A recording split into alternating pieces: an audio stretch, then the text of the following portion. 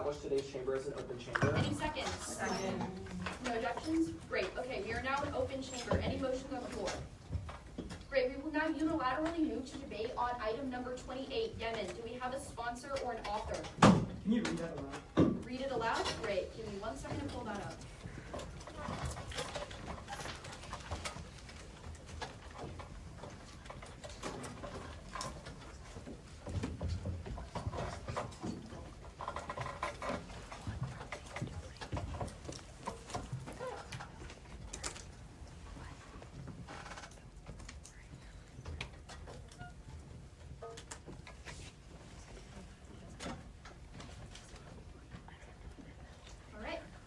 Item number 28, a bill to improve the humanitarian crisis in Yemen. Be it enacted by the Congress here assembled that through Section 1, Congress shall temporarily prohibit the sale of military weapons to the Kingdom of Saudi Arabia to prevent worsening the humanitarian crisis in Yemen. Section 2A, the sale of military weapons is defined to be the direct government-to-government sale or permanent export of all weapons systems, platforms, vehicles, and munitions of the Department of Defense and part of these items. Section 3. The Department of Defense will work in coordination with the United States Department of State to implement this bill. Section A of 3A is the DoD shall end the sale of military weapons to Saudi Arabia immediately. B. The U.S. Department of State shall submit biannual recommendations on whether to reinstate the sale of military weapons based on the Kingdom of Saudi Arabia's policies regarding the Yemeni civil war, the Saudi-led blockade of Yemen, and unnecessary civilian deaths. Section C. An additional $300 million shall be allocated to the U.S. Department of the State to fund further humanitarian aid efforts in Yemen. Section 4, this legislation will take effect 90 days after passage. Section 5, all laws in conflict with this legislation are hereby declared null and void. Anything else? Great. I hereby call for all authorship and sponsorship speeches. Representative Imandar, you have the floor. Good afternoon. This is Senator Inamdar.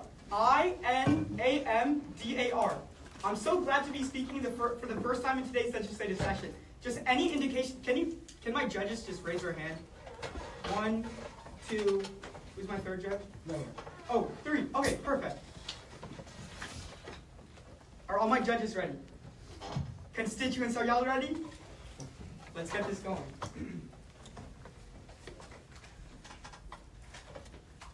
We are so lucky to be here. I am so lucky to be born in a country where I didn't have to fear for my life when I was going to school. 9-year-old Ali Tayyib isn't lucky enough to have that. When he and his 2 brothers were going to school, Saudi Arabia had a blast that killed him, his 2 brothers, and other people just on their way to school. These people were children, not Houthi terrorists. For far too long, this Congress's inadequacies had led to literal children losing their lives. Affirm my policy. Do something. Pass this policy to improve the way that Saudi Arabia uses its military. But first, I want to explain what's happening right now. Because this humanitarian situation that has gone through in Yemen has gotten so bad in the first place. The truth is, Saudi Arabia has always used more military than necessary, causing them to use it recklessly. The Human Rights Watch found in 2024 World Report that Saudi Arabia didn't make their naval blockade of Yemen out of strategy. And because of it, they caused 20 million Yemenis to get food insecurity. And they used the excess military that this Congress gave them to do it. They are bombing buses, killing children, starving the country, and we have supported it. Affirm this policy and change that. When you pass with today's legislations, you halt arms sales and military support to Saudi Arabia.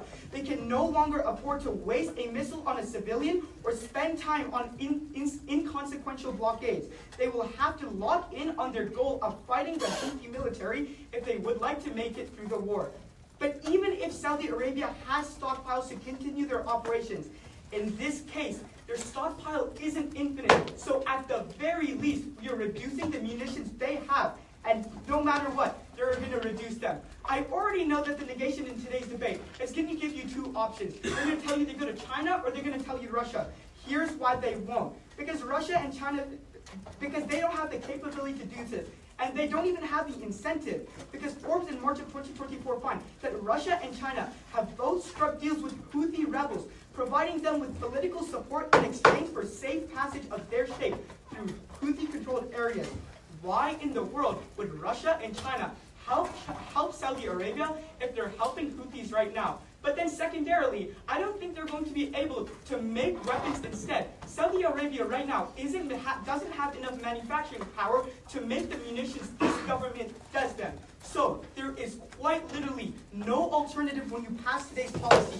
But why does condition support matter so much in the first place?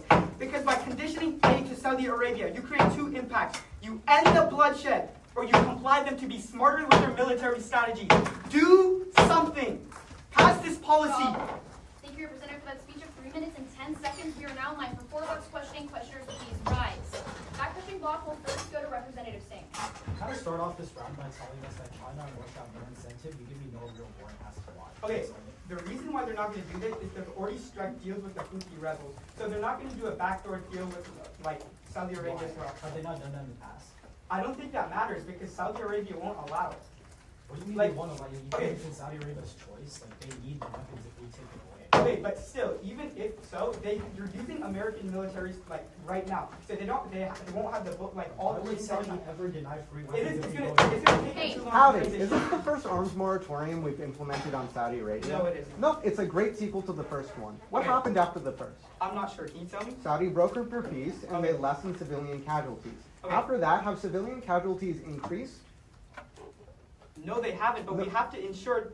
Wait, so... Okay, we have to ensure that they don't have weapons to do it in the future. We can't trust the government of Saudi Arabia. Okay, but it is they important complied that we with take our action right now. But they complied with our deal and we're just double-crossing them? Oh, we have to take action right now. Boy, Hey, are Saudi Arabia and Yemen currently in negotiations?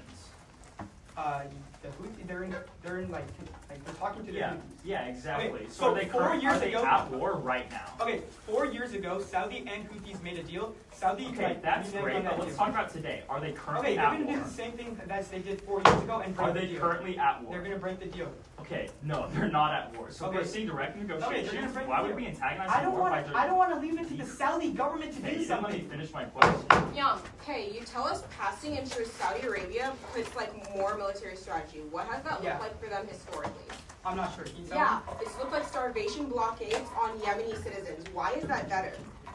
I don't think we're going to stand for this. This government is going to help Okay, them. you're saying we're removing the guns, they'll have smarter military strategy. Their smarter military strategy has And we been won't let starvation that happen. We blockades. won't let that How happen. do you stop that? We stop that by making sure they don't do Where it. do we have leverage once we remove arms? We still have the leverage because What's we our leverage? we Questioning still time trade is now with last. them. Speakers, please take your seats and placard.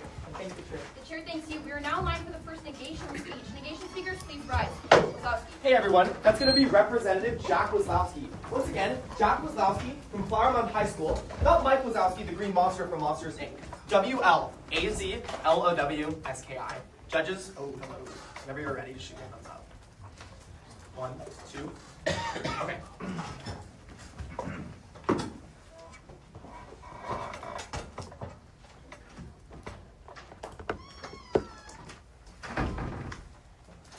Yemen's brutal civil war came to its inception in September of 2014.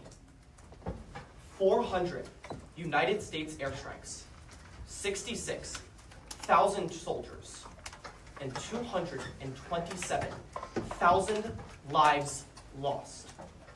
Throwing all those numbers away, there's one thing the people of Yemen and Saudi Arabia can share: hope.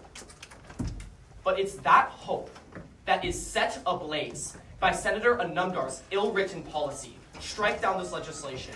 Primarily, this debate needs to be about which side promotes the most amount of diplomacy and peace. I want to spend my limited time explaining why it's always going to be the negative. First, Senator Boyd did his homework. Diplomacy is happening in the status quo. The UN on February 14th of 2024 reveals that since December of 2023, the Houthis and Saudis have committed to a national ceasefire in Yemen, creating relative peace and pushing discussions for negotiation. But wait, that's a pretty big switch up from what Representative Anundar provided to you. Why? Because they're on equal footing in the status quo. Today's legislation ends these delicate and effective negotiations. Threatening to pull away Saudi Arabia's arms is essentially the same thing at putting them at gunpoint. Because essentially, Saudi Arabia now has to uphold all ceasefire agreements because Iran knows no matter what they demand, Saudi Arabia is not in the place militarily to object. But here's the thing, Representative Anamdar, that you don't understand. Saudi Arabia is willing to bomb schools to get their goals across. They're not going to all of a sudden open your ears just because you decided to slam a gavel. That's why the Foreign Policy Institute corroborates in February of 2022, without U.S. arms, Saudi Arabia would have to increase its military budget by over 800% to compensate for this new perceived weakness. And as a result, Iran and the Houthis are going to do the exact same thing. The Stockholm Institute for Peace finds on April of 2021 that since 2018, Iran's military funding actually fell by 20%. But macro trends in 2021 found that when Saudi Arabia increased proliferation, it caused the Iranian military budget to shoot up 55%. That is the analysis that Representative Anamdar fails to give you in this debate. These actors are not rational, but with this legislation, you remove the equal footing that has allowed peace to go forth thus far.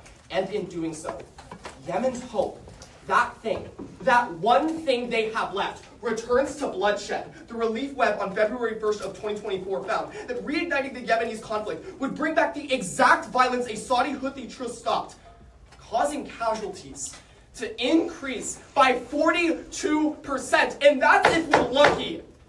I'm not willing to take that chance. Representative Anamdar, I don't trust these governments.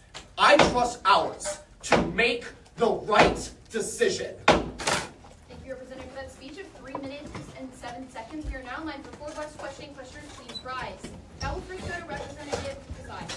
Good morning. Hey, does Saudi Arabia still work with private military? Sure, you can tell me. Yeah, they do. Yeah. So Saudi Arabia is still attacking Yemeni citizens Sure. while you're giving them our weapons. I tell you that that's probably going to increase with this legislation. I think that all of that 800% statistic goes right into those private forms that you talked As about. long as America is not providing for Saudi's assault on Yemen, I am fine with I the increase disagree. because we can I go to disagree peace. because I think America's influence and presence provides the best outlet for the potential influence. Even though of they had a this. ceasefire since 2022, Yemenis have still been attacked by Saudi The outlets. answer to I don't see violence is America's violence. influence. I'm in 2021, Biden put a blockade and an embargo.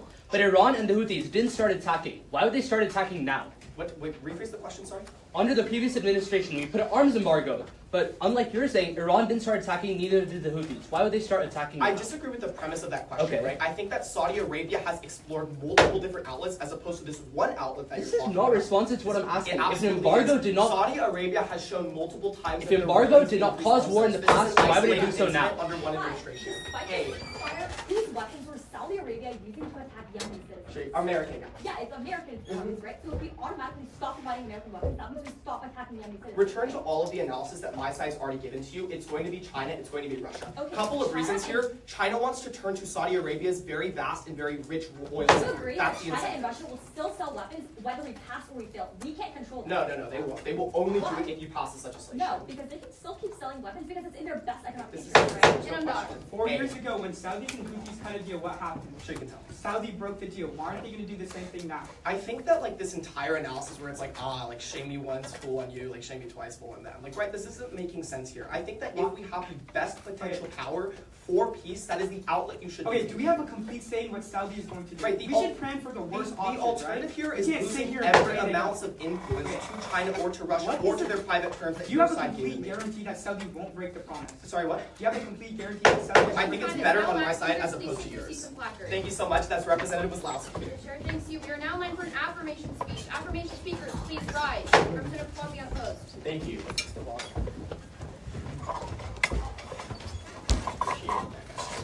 Good afternoon, everyone. My name is Representative Quasi, spelled Q-U-A-Z-I. Once again, Q-U-A-Z-I. Ishan Quasi, if that helps. There's 2 Ishans here, so I don't know if that kind of makes sense to me, though. Hopefully not. Just let me know if you're not ready, or else I'm happy to begin. Should is good. Awesome.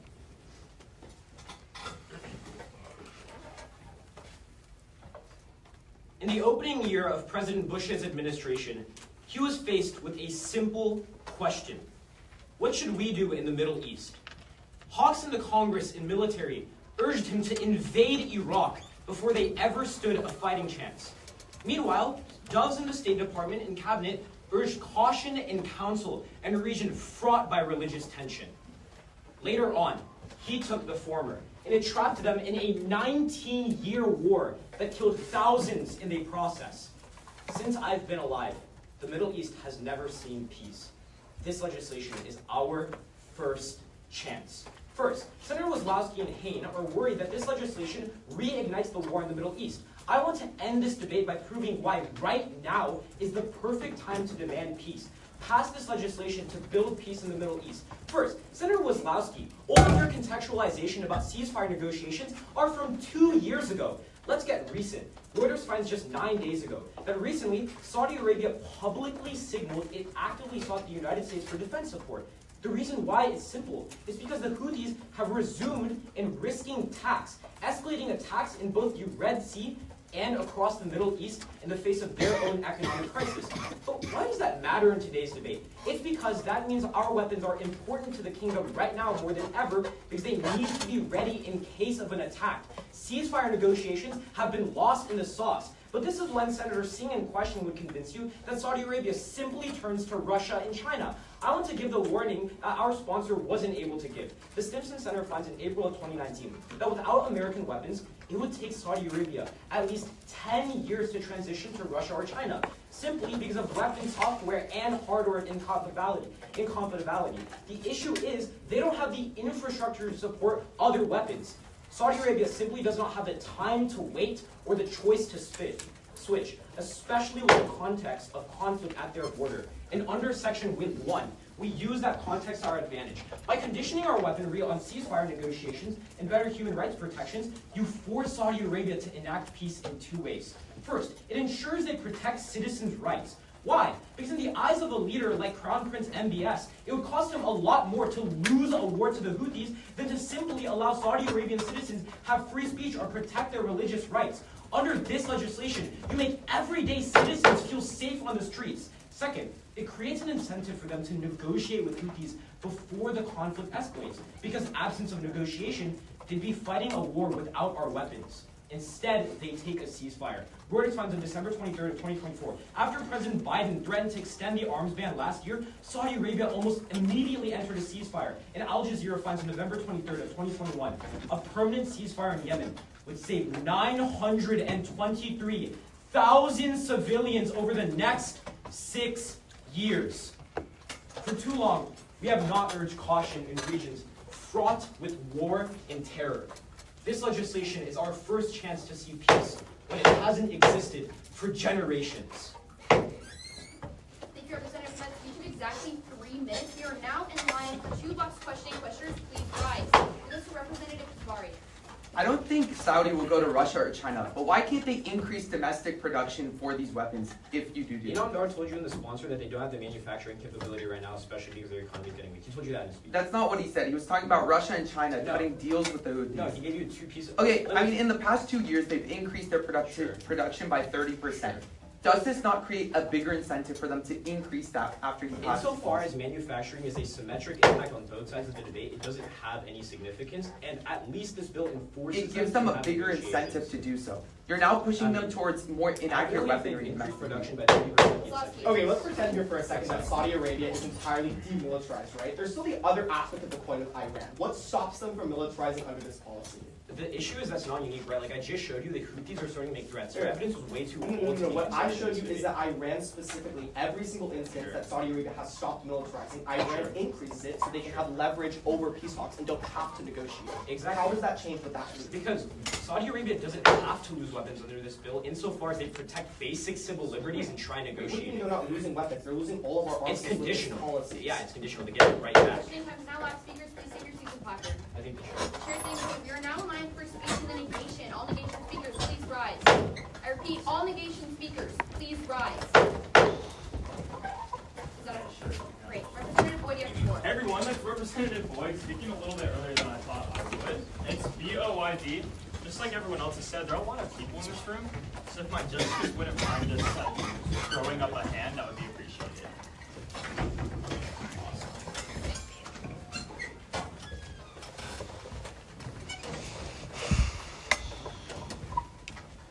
In a world where authoritarian pressures are at an all-time high, where Russia's coercion, China's aggression, and Iran's proxy wars kill tens of thousands, we're seeing more international conflict than ever. And just like Representative Quasi told you, we've never seen peace in the Middle East in our lifetimes. This Congress has the opportunity to preserve peace, but only on the side of the negation. Fail this bill. Now, one simple question the affirmation has to answer for all of you today is how do we actually propose and support peace in the Middle East if we take away the key allies that are there to help with peace in the first place? The answer is we can't. As the Council of Foreign Relations finds in 2023, nearly 70% of U.S. arms sales go to allies involved in counterterrorism or regional security operations. These sales form the backbone of all U.S. arms trades and influence. The way that America creates legislative change in these areas, or just changes of opinions for these countries, is because we support their arms in the first place. Representative Imander, the change you seek under your legislation only exists under the negation. But let's take a look at history and see just why Saudi Arabia has increased aggression in the past. It's directly because we pressured them to do so. Representative Rai and Imander, they respond when we put that on them. As the New York Times reports on February 9th of 2021, President Biden decided to remove our arms sales from Saudi. What happened just 4 months later? They immediately broke the treaty between the Houthis and attacked them yet again because we removed our arms sales in the first place. Our regulatory pressure forces them onto other people. But let's take the other route and assume a different argument. Either way, they still turn to Russia and China. Representative Mander, you gave us this argument that Russia and China just simply don't have the production capabilities to keep up to go to the Middle East. I think that's just simply not true. Why would they turn to the Middle East in the first place? Use your own argument against us. You spent part of your speech telling us that they form relationships with the Houthis. If our presence of arms sales is what's keeping Saudi Arabia from aggressing upon them, then when we remove them under your legislation, the Houthis will only go into war with Saudi Arabia yet again.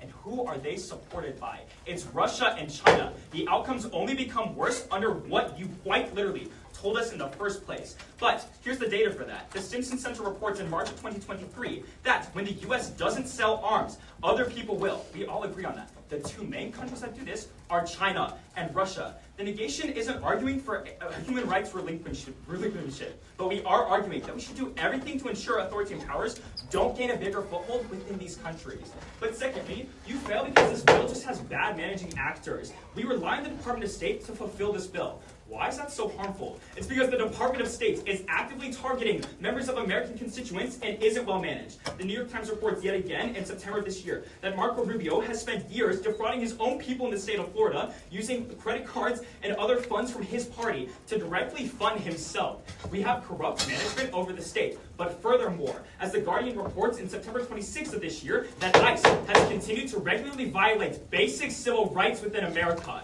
If the organization that's overseeing this legislation is already effectively operating unconstitutionally, then you fail every time. Thank you, Representative, for that speech of 3 minutes and 7 seconds. We are now in line for 2 blocks questioning. Commissioner, please rise.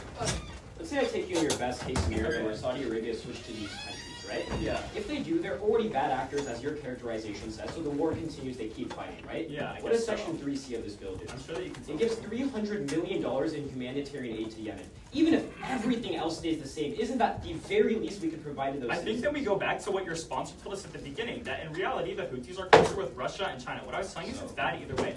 Yeah, so then they're directly supporting a war that only fuels more instability on the What side. about the humanitarian aid? The whole point was the link to this is when we remove our arms sales, Saudi Arabia becomes Hold on. aggressive. Why does Russia and Hey. China fund the Houthis? I'm sure that you can tell me. They fund it because they're in a proxy war with the U.S. What happens when the U.S. effectively leaves the war because we're not funding Saudi Yeah, Arabia? that's exactly what I told you with my speech. Every single time we remove our arms sales, Saudi Arabia aggresses or the Houthis aggress because they recognize the loss of support. Let's analyze Russia and China and Iran's funding. Okay, Has it great. empirically reduced when we reduce it or increased when we reduce it? It's increased. In That's 2023, wrong. Iran increased their funding to like Yeah, over and $1 in billion. 2019, 2022, and 2023. Yeah, that's it great. all- That was Question after we time moved. is now lapsed. Speakers, please introduce seats in your Thank you, Chair. placard. The chair thanks you. We are now in line for speech in the affirmation. Affirmation speakers, please rise. Between Abdulrahman and Singh, that first goes to Arul Moran. Thank you.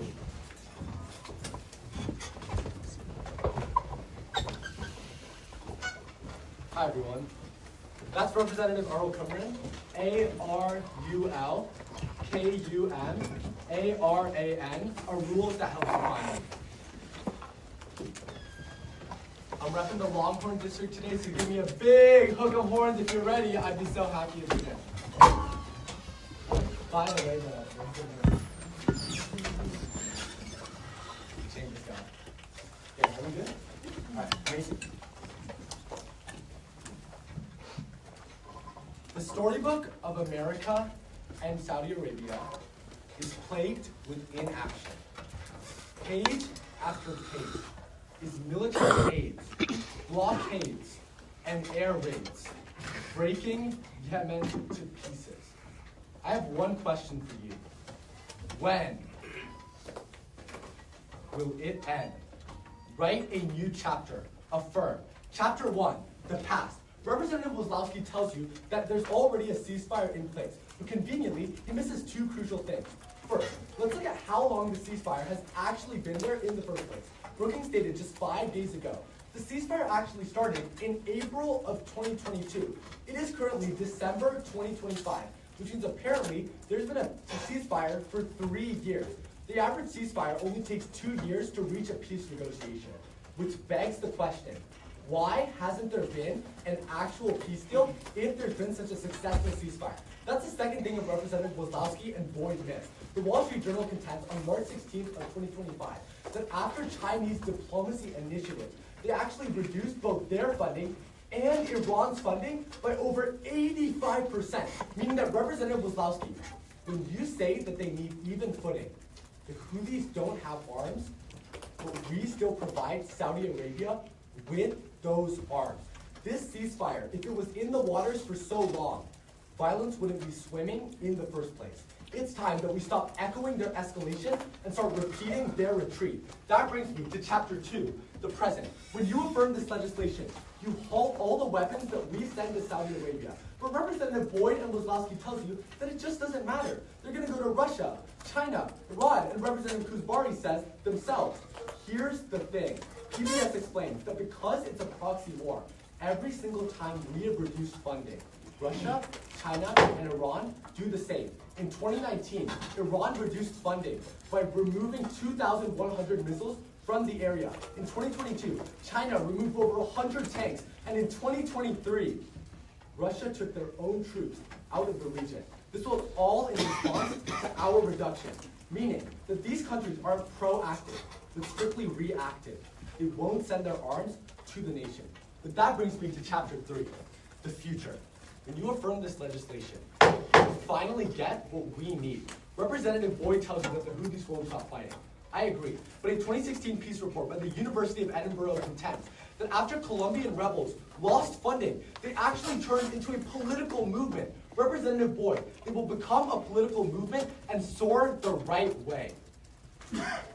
Every single night, millions of individuals within Yemen pray that they are alive. They pray for a second chance. They pray to see the sunlight. When you raise your placard, you sign onto a book.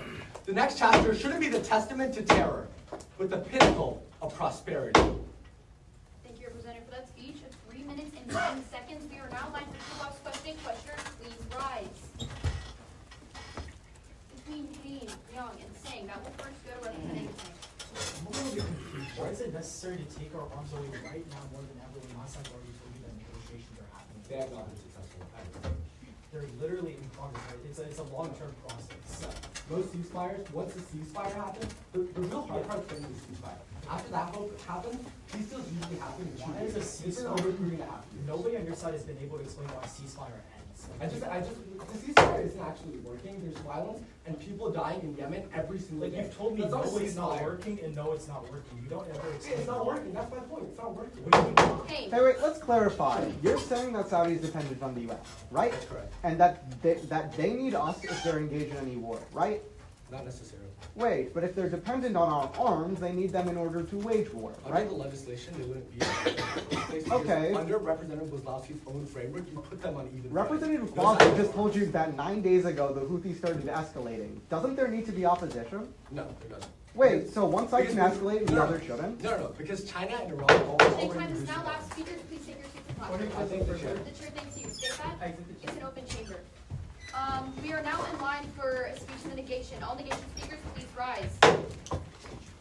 I repeat, all negation speakers, please rise. Thank you, Representative Young. Hi, this is Representative Young, speaking a little earlier than expected, but so excited to speak in this legislative chamber. Once again, that's Representative Niang, N-I-A-N-G.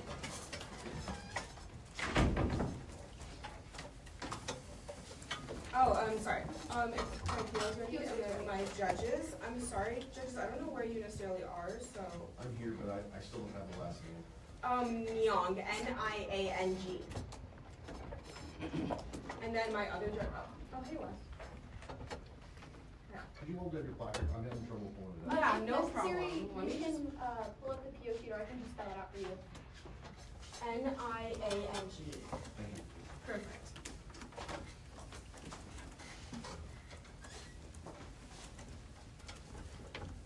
A little over 20 years ago, we promised to end terrorism.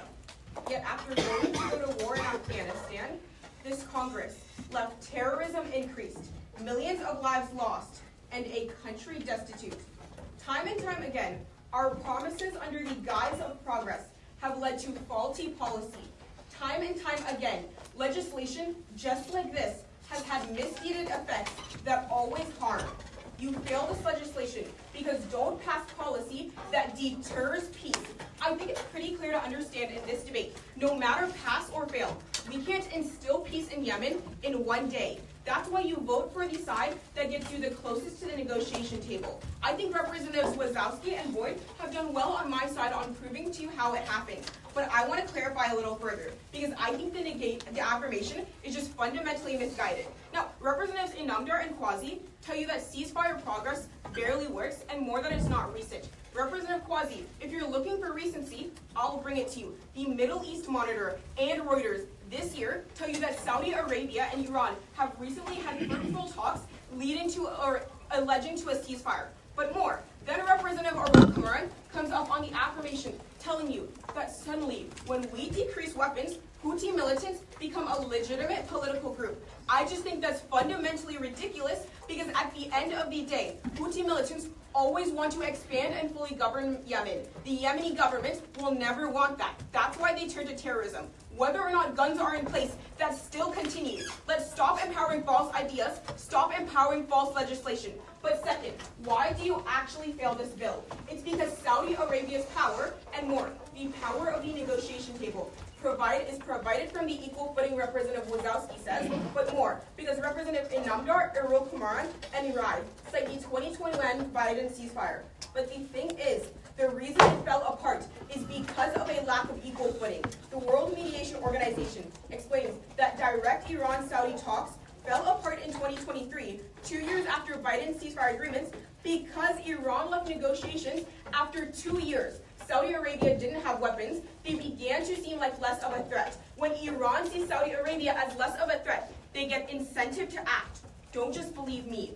Believe empirics. Dr. Rachel Borman of the University of Denver tells us that historically, every single time Saudi Arabia has seemed weak, Iran has increased aggression. But why does that matter? It's because of what Representative Inamdar tells you. The people of Yemen are suffering. They continue to suffer when you empower bad actors. In both worlds, Saudi Arabia and Yemen are fundamentally different. In both worlds, they're irrational actors. But in one world, we empower ceasefire negotiations. That's why you always fail this legislation. In a world in which we empower one entity and other forces empower another. Keep it equal. Don't tip the scales and fail. Thank you, Representative. That speech of 3 minutes and 8 seconds. We are now in line for 2 box questions. Questions, please rise. Good luck. Hi, Representative. Okay, great speech. So has violence decreased since 2021 when we pulled weapon sales? I would say, I'm sure you can tell me. Yeah, it has. My side has continuously told you that that violence did decrease. Yeah, Well, I would do- argue that violence has decreased because of recent ceasefire negotiations. Yes, the ceasefire negotiations that were Yeah, brought that are upon proliferated. because we made arms Yeah, contingent we've, on them making okay, ceasefire. we've reinstated weapons in 2024. If your Yeah. side is so correct, Exactly. then violence would have spiked, but it didn't. It did spike. We've But now it started. didn't. That it actually has. Violence We've now has started to see overall that on started to capital increase. decreases Sorry. before If peace 2021. talks have been so good, then why has the blockade I'm not of aid- saying that they've been so good. I'm saying they've been better than the alternative. Okay, if peace talks have been getting better or whatever it is, why haven't they stopped the blockade of aid into the country? Okay, I told you that at the end of the day, we can never fully instill peace. I didn't say peace talks are so good. I said they're better than the alternative, Okay, in which Iran then gets aggressive Is there because they have more Is power. there anything else the United States can do to return aid into the country from those I blockades? mean, we can give aid by just providing like Yemen aid and like Saudi Arabia provides Yemen aid. Like there's many more. I think the chair once again that's NIANG. NIA. The chair thanks you. We are now live to speak to the affirmation. Affirmation speakers, please rise. Hello everyone, this is Representative LeBlanc speaking for the first time in today's legislative session. That's LeBlanc spelled L-E-B-L-A-N-C. Put my pocket up here. So I just get a sign of readiness for my, well actually just real quick, can I see the judges as well? Little okay. Cool. There. Is it just 3? Okay, cool. Are we all ready? All the judges ready? Awesome. I'll just take silence as an indication, since I still don't fully know exactly where to go. Saudi Arabia is probably the most complicated region in all of world history. I mean, wherever you look, there is a conflict, religious issue, or a war. Now, I thought I would never see something more complicated than the Middle East, but it seems that today's debate has finally taken the cake, because literally, it is so hard to follow what anybody has said so far. Allow me to be the first to simplify and condense what we've heard so far, so we can make sure today's debate is at least a little bit easier to follow than the Middle East. Specifically, I think today's debate comes down to one key question. If my side can prove that we decrease violence in Yemen just a little bit, that is reason to pass. Now, I think there is a big misconception so far. Representative Wazlowski, Boyd, and Niang all tell us that when we take away arms sales, it actually ramps up violence in Saudi Arabia. We can speculate all we want, but we already have past precedents which proves the exact opposite. A lot of people have mentioned the 2021 weapon sales ending. Nobody has actually explained it in depth. Allow me to do so. Amnesty International explains in August 13th of 2024 that we literally passed today's legislation. It was the same exact thing. We stopped weapon sales to Saudi Arabia unless they significantly decrease violence in Yemen. Guess what? It worked. The same source continues that Saudi violence fell by 53% and Houthi recruitment rates dropped by 43%. Since then, we've seen that they've still been trending towards peace, but when we resumed sales in 2024, violence increased again. Even if it wasn't significantly, it was marginally. And now we've seen that they're pushing back towards a future where there is conflict between the Houthis and Saudi Arabia. That's why it's so key that you pass my legislation. We've already seen that it works in the past. There's no reason not to think that it would work today. But then, Representative Niang, Wazlowski, and Boyd all tell us that we are going to end up turning to China, that Saudi Arabia is going to turn to China if we pass today's legislation. Here's the thing. Their weapons have been built on American infrastructure since the conception of their nation. It is impossible for them to transition to China and Russia. Don't just take my word for it. The General Counsel reports on March 27th of 2025 that 88% of Saudi Arabia's infrastructure is American. They can't just transition to China and Russia. You can't put a Chinese bullet in an American gun. You can't land a Chinese plane on an American runway. And you can't use US radars with Russian Navy, with Russian ships. At the end of the day, the transition would be so costly, so expensive, that at least for a while, we would see that violence would decrease significantly. But then Representative Kuzbari tells us that regardless of that, they're just going to increase domestic production. I have two responses here. The first is that it would take a long time. Right now, 90% of their weapons is coming from foreign nations. Even if they could ramp up domestic productions, we're going to see that violence will decrease even if just marginally. At the end of the day, if we can see just one more Yemen saved, that's a reason to pass. Thank you, Representative, for that speech of 3 minutes and 8 seconds. We are now live for 2 blocks questioning. Questioners, please rise. Boyd. Hey, so exactly when did Biden remove our arms sales? 2024. in 2021.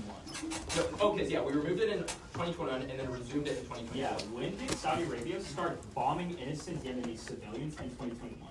Let me know. Yeah, it was 4 months after we took away arms sales. I'm really confused. If they continue to aggress no matter what, so I'm not. We don't have any protection on them. How do you actually? So I'm not saying that we completely ended conflict in the area, but as I explained, we reduced deaths by 43% and reduced Houthi recruitment rates by 53%. And Saudi Arabia That's significant continues to progress. aggress them. Hey, what's different with Iran between now and 2021? I'm sure you can talk. Yeah, they have worse global tensions with the United States, and they're worse as a whole. Okay. Why do we believe that they'll still act rationally as they did like a couple years ago? Okay, so here's the thing. We're seeing that right now there are temporary ceasefires that are being made. The issue is that it's has starting. Iran been violating these ceasefires? No, okay, there have been slight Yes. violations in In fragmented 2021, groups. did they violate but those as a laws? whole, we've seen that conflict has dropped. In 2021, did they violate those laws? Questioning comes now. Last speakers, please take your seats and placards. I think the chair. The chair thanks you. Say that. How is Senator Qadari's name is floating around the PO chart? Like, I could have sworn he was at 15, now he's at 3. No, that was a double. His name was put in twice when I randomized it the second time, so I removed it from the list. Yeah, so I thought that, but then I looked at the questioning. He's Right, that's second at because- questioning, so Yeah, he was second on questioning because we flipped it upside down and at Yeah. least 10 speakers had already asked a question before it was time to ask a question. So- Therefore, he was pushed back up because so many other people already asked I questions. might be a little confused here, but to be second on questioning, don't you have to be second? He wasn't last second on precedence? questioning first, he was switched around to be that way because by the time it was his time to ask a question, at least 10 speakers had already asked their questions. So now he switched 3 times? Okay. Okay, the way that questioning works is I flip the precedence upside down from the speeches, and then as it goes on, I shift people downwards and upwards based on the questions that they ask. Whatever rows we vote. Great. We are now in line for a negation speech. All negation speakers, please rise. That will go to Representative Kuzbari. Hi everyone, that's Senator Kuzbari, spelled Kuzbari. Excited to be speaking for the first time today.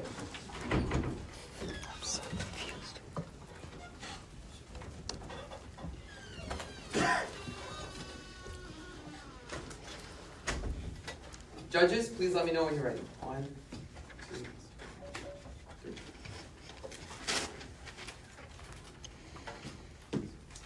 Oftentimes when we talk about conflict in the Middle East, we forget that there are numbers. Every one of these numbers that we talk about has a name behind them. Every statistic we talk about has a story behind it. And for me, it hits really close to home. One of my own friends, a Yemeni friend named Abdel Malik Maruf, was 13 years old, and his life was lost in this conflict. For the names like his who were forgotten, for the stories like his that were cut short, you are failing this legislation to ensure that no one else has to suffer that same story. First off, I want to begin by reframing and explaining why there is a conflict between Saudi Arabia and the Houthis in the first place. The Brookings Institute explains to us in November that the conflict is driven by deep religious and ideological disputes rooted back 1,400 years. That is why no matter how many ceasefires we force Saudi to do, no matter how many times we try to intervene, nothing is going to work when the ideologies of both opposing sides are so disputed and entrenched 1,400 years back. We're not going to see the negotiations that we want so bad in the first place. Under that framework, I want to explain to you why this piece of legislation only makes the conflict worse, both in the short and long term. First, let's talk about the short term. Now, Senator Quasi, Arul, and LeBlanc all tell you that when we pass, Saudi will be weaponless because they no longer receive our arms. 2 responses here. First off, the weapons that we are exporting right now are defensive.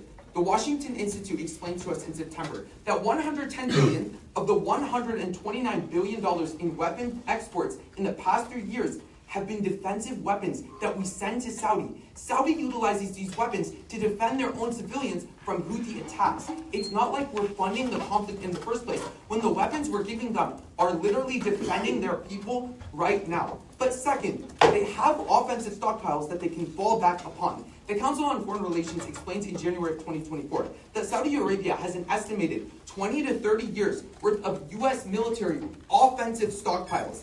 This means that they can continue their operations and disregard everything that the affirmation has told you, because that hinges on the assumption that they don't have the weapons they need to carry out the conflict. But second, let's talk about the long term. Because leaving Saudi vulnerable to the Houthi rebels and making the perception that everyone on my side has told you will irreparably damage the alliance we have right now. When Saudi has no one to turn to, they will turn to themselves. Unlike what Senator LeBlanc and Quasi tells you, Russia and China don't have to get involved for this conflict to get worse, because the Foreign Policy Institute finds in June that Saudi has already been planning domestic weapon production, and it is estimated that without U.S. support, domestic production would increase by 30% in the next 2 years. That is deadly, because those weapons are less precise and will continue to cause more and more people to lose their lives. Remember Abdul Malik's name. Fail. Thank you, Representative, for that speech of 3 minutes and 8 seconds. We are now in line for 2-box questioning. Questioners, please rise. That goes to Representative Fine. Saudi Arabia is purposely targeting civilians. Isn't bad aim a good thing? They're not. They are purposely targeting the Houthi rebels, and that is going to continue to happen no matter what we Everybody do. on your side and mine agrees that Saudi Arabia targets civilians entirely. So the whole problem is that Houthis are a proxy group. They hide within these civilians. We want more and more precise weaponry. We don't want them to shift to 100 years domestic. of our relationship, we haven't given Saudi Arabia precise weaponry to hunt down terrorists. I'm telling you that after you pass, domestic production increases, and you It's give that to Saudi untrained soldiers. Hey, how long has the war in Yemen has been going on? It's been over 10 years. Yeah, exactly. How long have we provided weapons for? Or over 10 years. Yeah, over 80 years, right? So how do they have proposed leverage if we've been providing for 80 years and there's been a war going on, they can't even use our weapons? I'm telling you that the biggest problem is two things. First of all, even if you pass this legislation, they have the offensive weapons Wait, required you're to not do answering my Let's question. talk about it. I I am asked answering, you but you're to cutting me off. defensive. The second thing is that domestic weapon production is even worse. Even if they don't have us, Russia, or China, they will. Speakers, please take your seats in the placard. I thank you, Chair. The chair thanks you. We are now in line for speech in the affirmation. Affirmation speakers, please rise. I'm sorry. Hey everyone, I'm Representative Hari, Kathari, speaking for the first time today on the app. Take a few moments to respond, and I need a thumbs up with my 3 judges and open. 1, 2,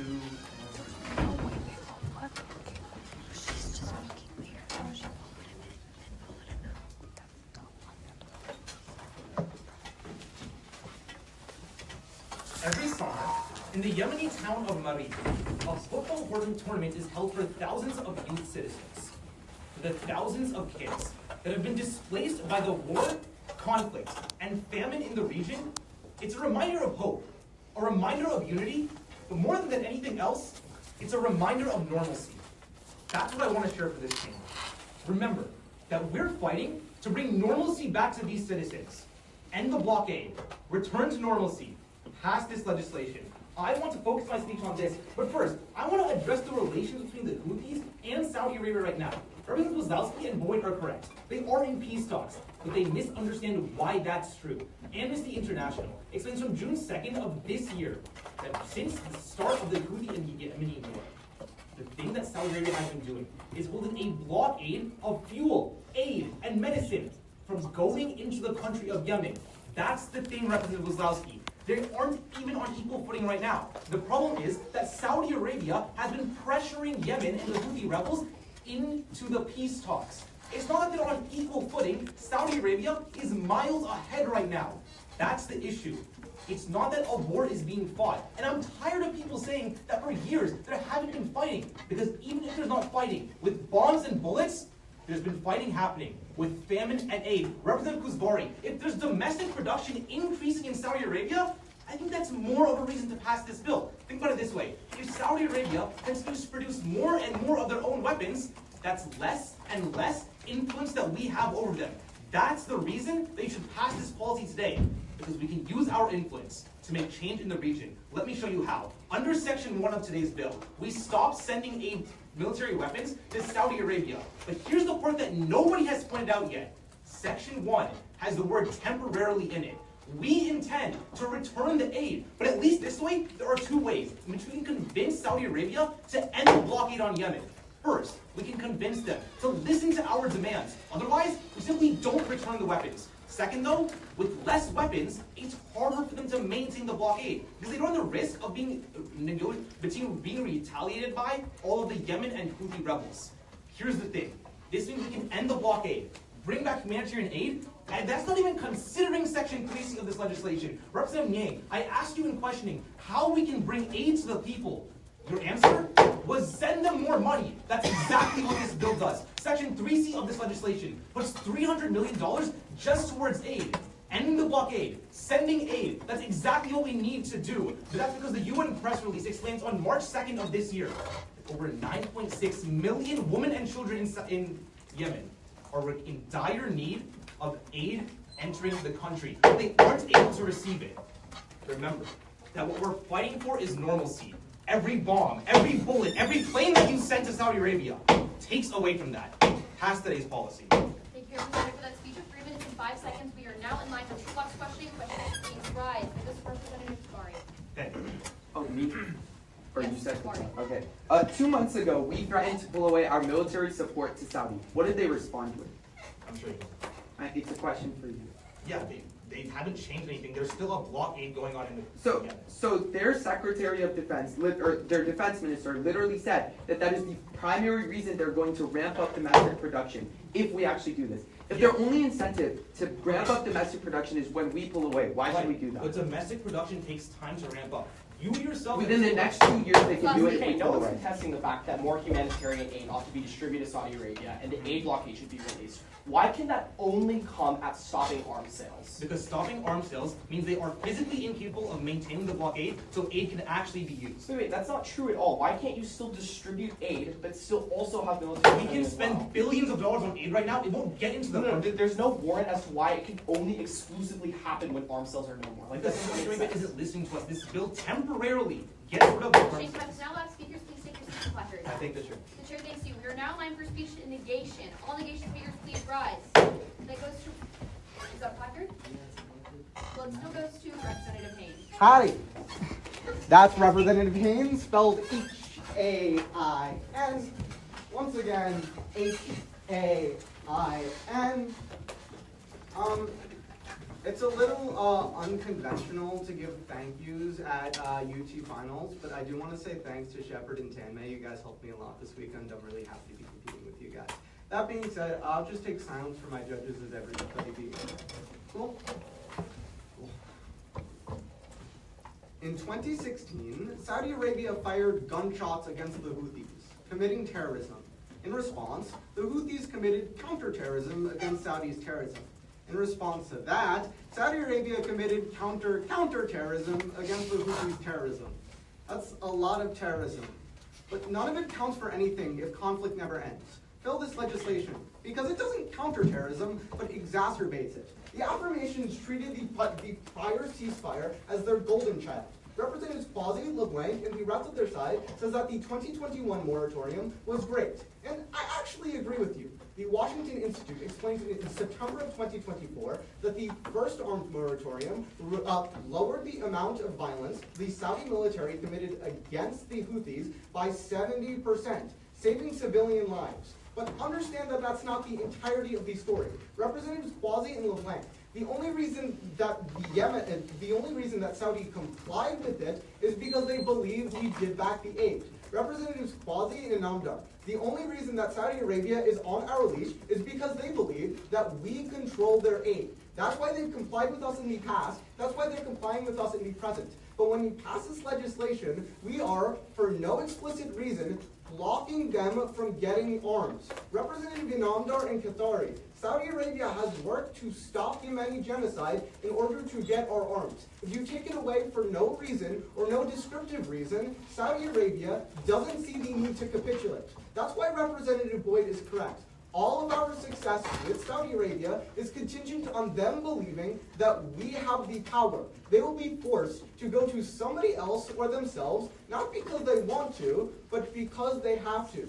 Representative Inamdar, Saudi Arabia can't trust us when we lift our arms because they held up their end of the bargain, but then just leave. And I want to touch more about Representative Kozlovsky's advocacy.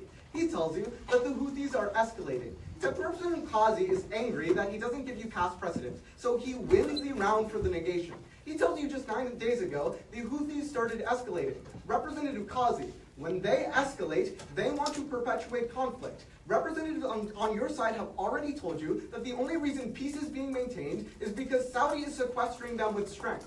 When we inhibit Saudi Arabia's ability to keep developing, the Houthis only get stronger. That's especially bad because we've invested so much in Saudi Arabia recently, they'd become a sitting duck without us. As the White House reports in May of 2025, we just invested $600 billion in Saudi Arabia's defensive system. That's not just armament. We're breaking down their infrastructure to build it back up. Representatives LeBlanc and Kazi, if you get rid of our infrastructure when it's only halfway built, Saudi Arabia is significantly weaker. Meanwhile, the Houthis continue unfettered and continue doing their counter-terroristic activities. Don't exacerbate conflict in the region. Fail. Thank you, Representative, for that speech. Agreements in 5 seconds. We are now in line for 2 last questioning. Questions, please rise. Hi. Saudi Arabia uses a lot of U.S. military equipment, as you mentioned. Right? Sure. Isn't that every reason for Saudi Arabia to comply with this legislation if their defense depends on us? Well, they can't because we pull out. How are we Okay. pulling? Wait, we still have U.S. troops. They still use our infrastructure. I'm glad they you still brought need this us. up. Section 3B means we can only lift this in 2 years minimum. So it's at least 2 They years. have to at time. lift the embargo. You said that they need a specific reason. Is that This not specific legislation enough? takes 2 years at least. So that's 2 years where they're a sitting duck. How is it a sitting duck? They still have a Because- stockpile that boats have to agree on. Hey, If the weapons are so important for them to be able to stop the rising Houthi attack right now, is that not an incentive for them to just try negotiate? they don't I'm have not enough asking. time. Wait, then what? Like, you didn't contextualize the time from your speech. Can you clarify now? Okay, fine. Section 3B says that 2 years is like the minimum amount of time we need to lift the orange can. In that time period, Saudi Arabia is left as a sitting duck. Yeah, it's implemented right now, so the first recommendation would be now and then 2 years, right? Right, so if they the recommendation gets rejected because nothing's changed. No, the recommendation will wait until the implementation of those pan out, right? Like, I think the DOS has some brain cells to know what to do with it. Point of order. Sure. State that. I flip for questions off. Right, you stood up while I was already saying Representative Quasi's name. If you could please stand up as I asked for questions the first time, then I would be able to call on you better. Thank you. I'll keep that in mind. We are now in line for an affirmation speech. All affirmation speakers, please rise. Stood up. Hey everyone, this is Representative Dutta speaking for the first time in this session. Once again, Representative Dutta spelled D-U-T-T-A from South Lake Carroll. I'll take any side of life. Thumbs up would be great.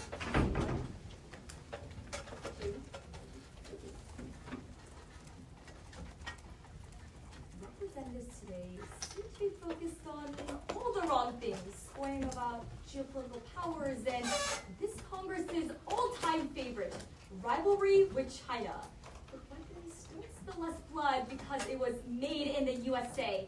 Blood is already on our hands. Enough is enough. I urge you to affirm today's legislation. But first, today's entire debate has become about Saudi Arabia versus the United States versus China versus Iran, in which case we've forgotten the people that matter the most. It's the 16 million people in Yemen who require urgent assistance due to malnutrition and a lack of food security. But even those who are wishing to leave for a better life are denied it by Saudi Arabia, as the Human Rights Watch tells us less than 24 hours ago that Saudi border guards have killed people who tried to cross the border into Yemen using explosives, 80% of which are American in itself. The ceasefire in 2020 actually never took place, but even then, Representatives Haim, Nyang, and Kuzbari, but even then, we've been selling weapons for the past 80 years now. So our supposed leverage has never even been successful. But then, allow me to address the two biggest misconceptions seen throughout today's round.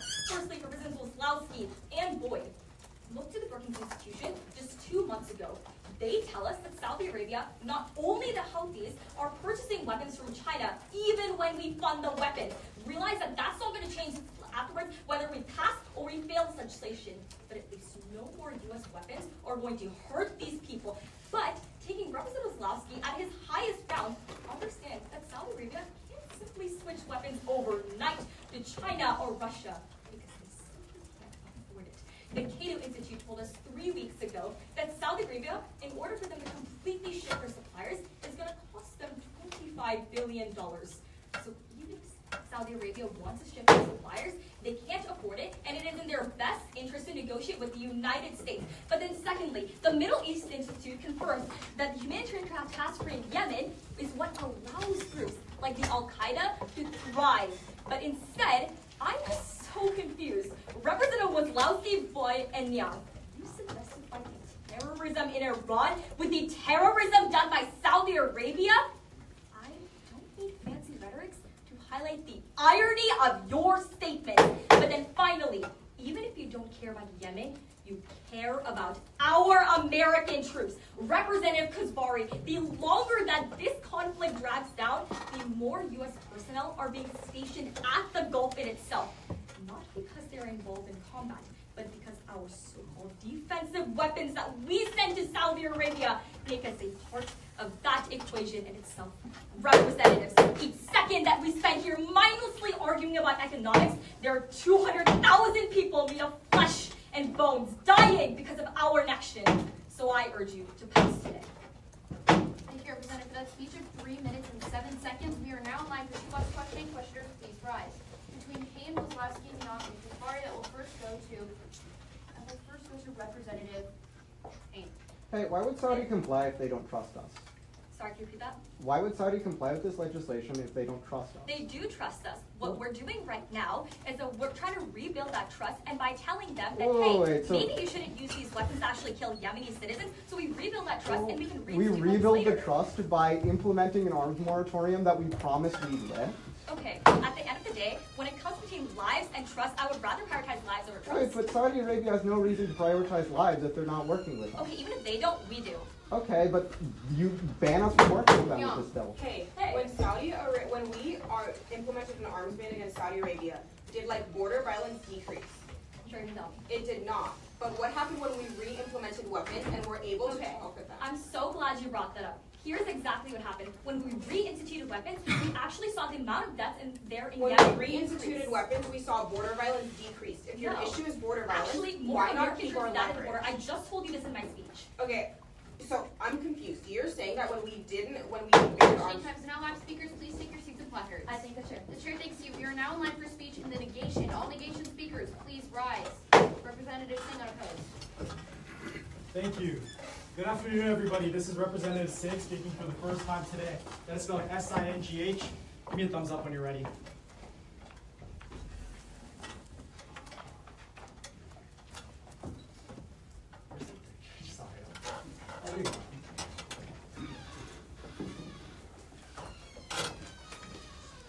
Ilmar al Yohan Yokram Ilmar.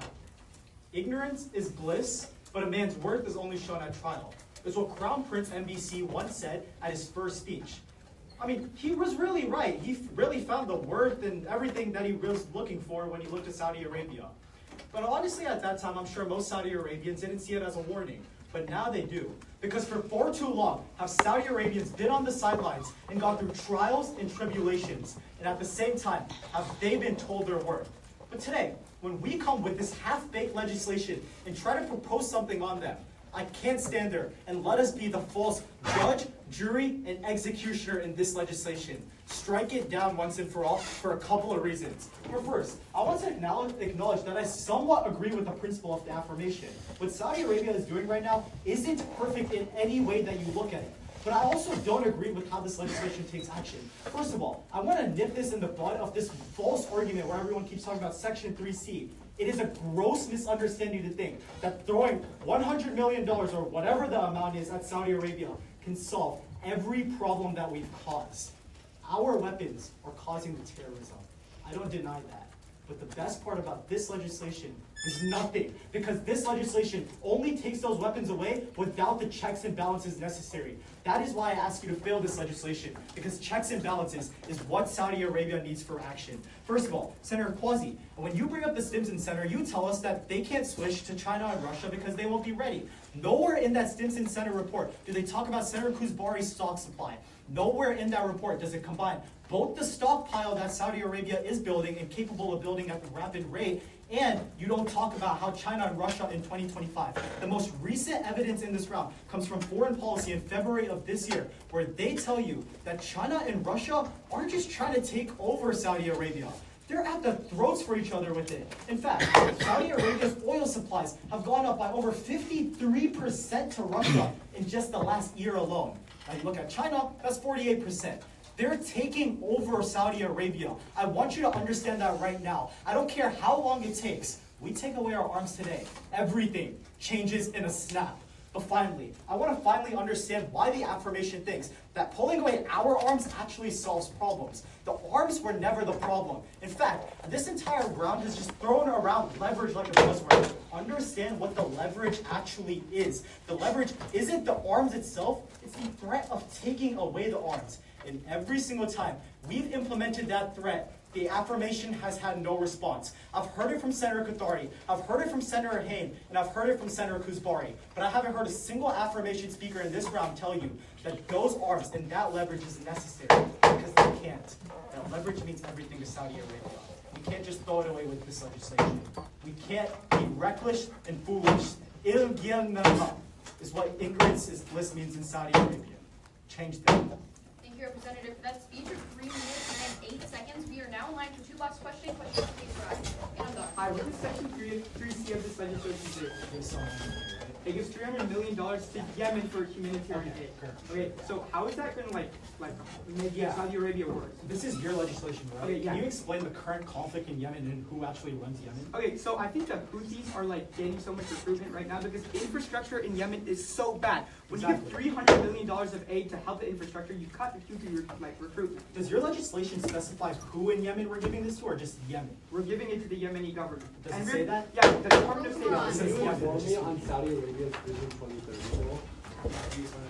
By 2030, they want to have 50% of their weapons produced. So that's already going to happen, not unique based on our arms. Exactly. Why at the very least should we not take out our arms and fuel the conflict? Here's the thing, by 2030, maybe, just maybe, our arms can supersede that and we can come to negotiations like But it hasn't, right? We've been funding them for the past 10 years. The leverage you talk about has done nothing. So we had this what talk is the earlier, and guarantee they succeed? the only response you were able to give me is no, it's not working. You never gave me a reason Now, why it last ended. speakers, please take your seats and placards. I thank the chair. The chair thanks you. We are now in line for speech in the affirmation. Affirmation speakers, please rise. Representative Rye. I thank the chair.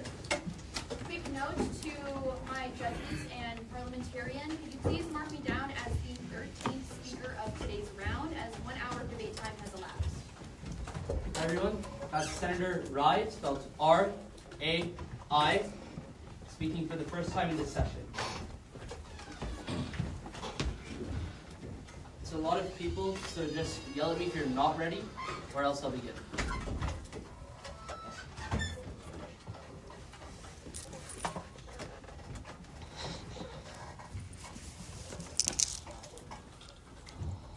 In November of 1989, when the Berlin Wall fell, generations upon generations, perhaps naively, believed that the 21st century would be one of hope. But with the rise of authoritarians, the spread of war, and death and destruction mounting every single year, it's not just America, but humanity that has lost faith in a better tomorrow. Please, give us all reason to believe in hope again. Pass this legislation to reform Saudi Arabia's negotiations with Yemen. Towards the end of this debate, I think that there become 2 key issues which influence whether you choose to pass this legislation or not. First of all, is the status quo with all its ceasefires and negotiations worth preserving? And secondarily, how will Saudi Arabia choose to respond to this piece of legislation? So far, Senator Wazlowski and Boyd have both fear-mongered you along with the rest of their side that negotiations are necessary to make sure that the war stays down. And losing those negotiations and losing those ceasefires threatens to plunge the nation back into conflict. I want to be the first on my side to tell you that I don't care about the ceasefire because it's never protected civilians to begin with. This is why I have zero concerns about letting the status quo go, because it's indefensible to begin with. As the World Bank quantified on November 17th of 2025, despite the ceasefire that Senator Wazlowski claims, 60% of Yemen is dying from hunger because the ceasefire never did anything about the blockade. Where was the negotiations when the blockade was happening? When was there diplomacy when people are dying? The status quo is undefensible. This ceasefire is not fixing anything because people are still dying. At that point, I do not care to throw away negotiations if those negotiations never led to anything substantive to begin with. Because let's be honest, the embargo has meant that Yemen's exports is no longer barrels of oil, but body bags instead. But secondarily, the other main issue brought up by the negation is that Saudi Arabia, for multiple different reasons, will react negatively. Whether it's using their own stockpile, turning to Russia and China, or just failing this legislation, they tell you that they'll respond negatively. But none of those things happened under the 2021 ceasefire, and none of them have been able to prove to you why that changes today. That is the reason no negation argument still stands. As the Washington Institute found September 4th of 2024, under Biden's ceasefire, or rather embargo, they didn't turn to Russia or China. They didn't turn to their stockpiles. They immediately entered the ceasefire because American weapons and intelligence is unique. That means every single negation argument does not apply to this debate because it never applied in 2021. But at that point, I think this round has been critically lacking of weighing. I want to weigh the worst cases of both sides and prove why you still affirm. First, even if they move to Russia and China, that costs them more money, meaning there are less weapons. And secondarily, at least we're not fueling bloodshed. Affirm. Thank you, Representative, for that speech of exactly 3 minutes and 10 seconds. We are now in line for 2 blocks of questioning. Questioners, please rise. Between Singh, Desai, Pushkari, and Hain, that will first go to Representative Singh. Help me understand, why does it cost more money to move to China and Russia? Because you gotta get new infrastructure. I think both sides agree that they're largely dependent on America right now. To get new fighter jets, new lasers, new radar, that is more money than they spend right now on American equipment. Everyone on my side has told you that China and Russia are willing to do this. Russia is losing the war in Ukraine. They need all the weapons they can get. China's trying to make peace in the Middle East, not instigate wars. It's bad for them to supply Saudi Peace in the Arabia. Middle East means they find a way to curb the Yemenis war. China's trying to play peace broker. If you read the news or try to stay up with the headlines, they're trying to promote peace. Yeah, not what are conflict. we doing here? Desai. We've been friends with Saudi Arabia for 100 years. Correct. When we leave, aren't they going to have the stockpiles? We're not leaving permanently. This Yeah, we'll come back if you pass this legislation.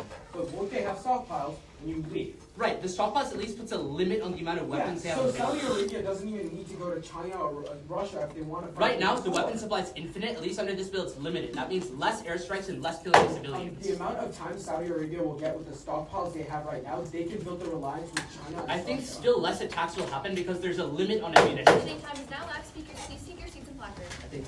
The chair thanks you. We are now in line for our final negation speech. That Representative Desai, you have the floor. Hey everybody, this is Representative Desai.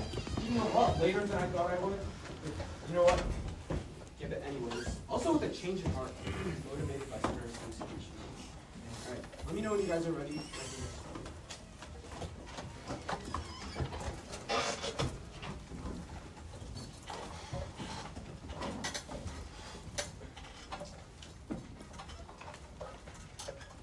No, one quick Google search will tell you what Mohammed bin Salman's nickname is in Saudi Arabia. You know, you might think it's something funny like El Chapo, the shorty. But no, Saudi Arabians refer to Mohammed bin Salman as Abu Rasasa, the father of the bullet. For so long, Mohammed bin Salman has owned the guns we have given him. This legislation reinforces that concept so much more. Strike it down. Now, I want to give this round 3 questions to bring it home for the affirmative.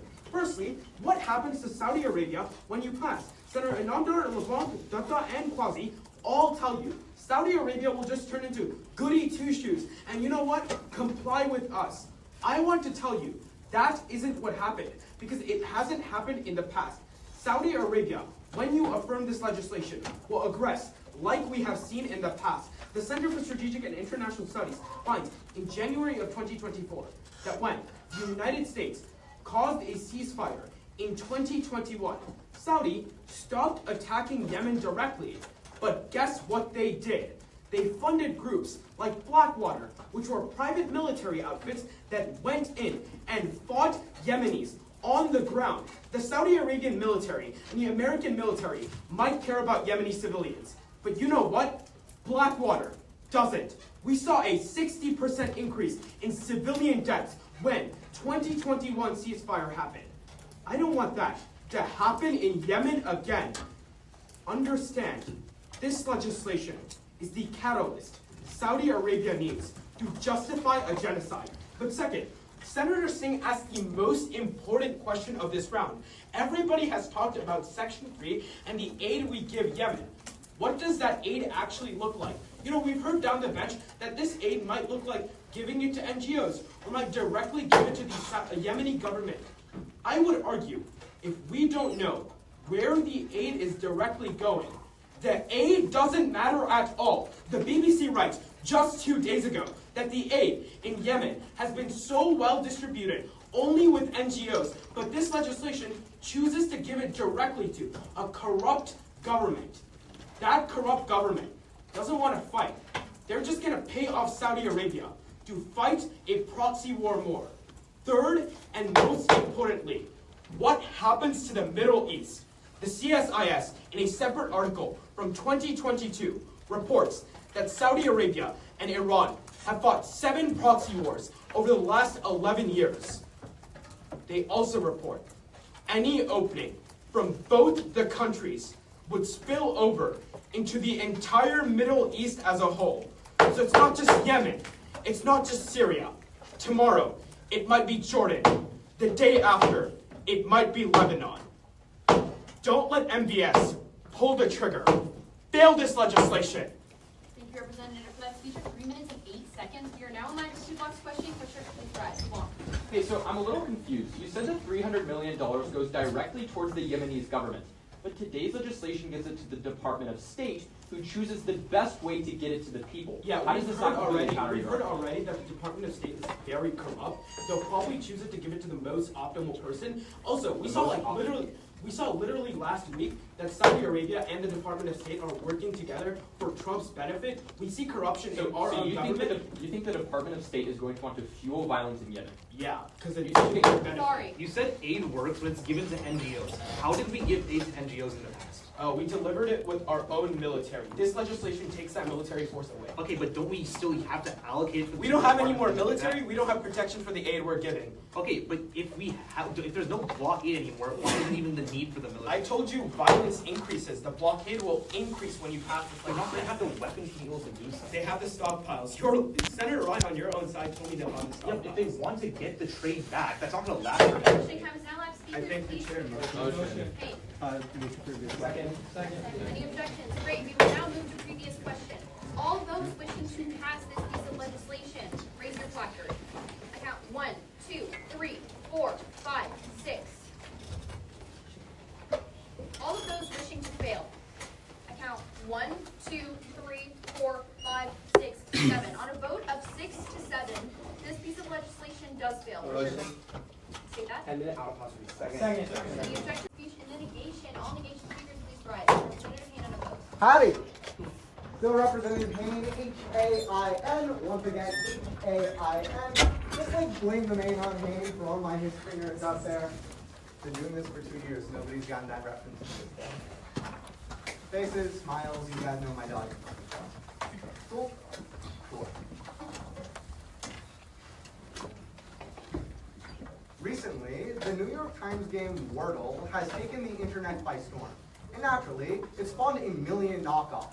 Nerdle, Absurdle, Waffle, and my favorite, Gerrymandle, the game where you have 6 tries to guess the congressional district.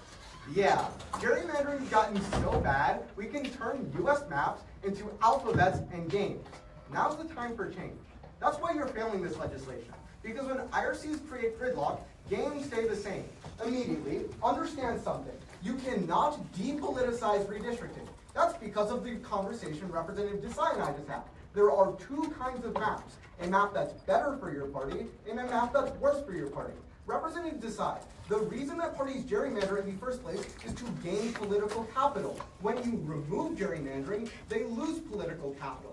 That's why, as a state court report reporting September of 2025, there is more redistricting in gerrymandering now than ever in U.S. history. Representative Desai, we've become so polarized that if you're a Republican or Democrat, you vote for a map that makes your party weaker, you become a disgrace and an outcast, and you remove your entire political career.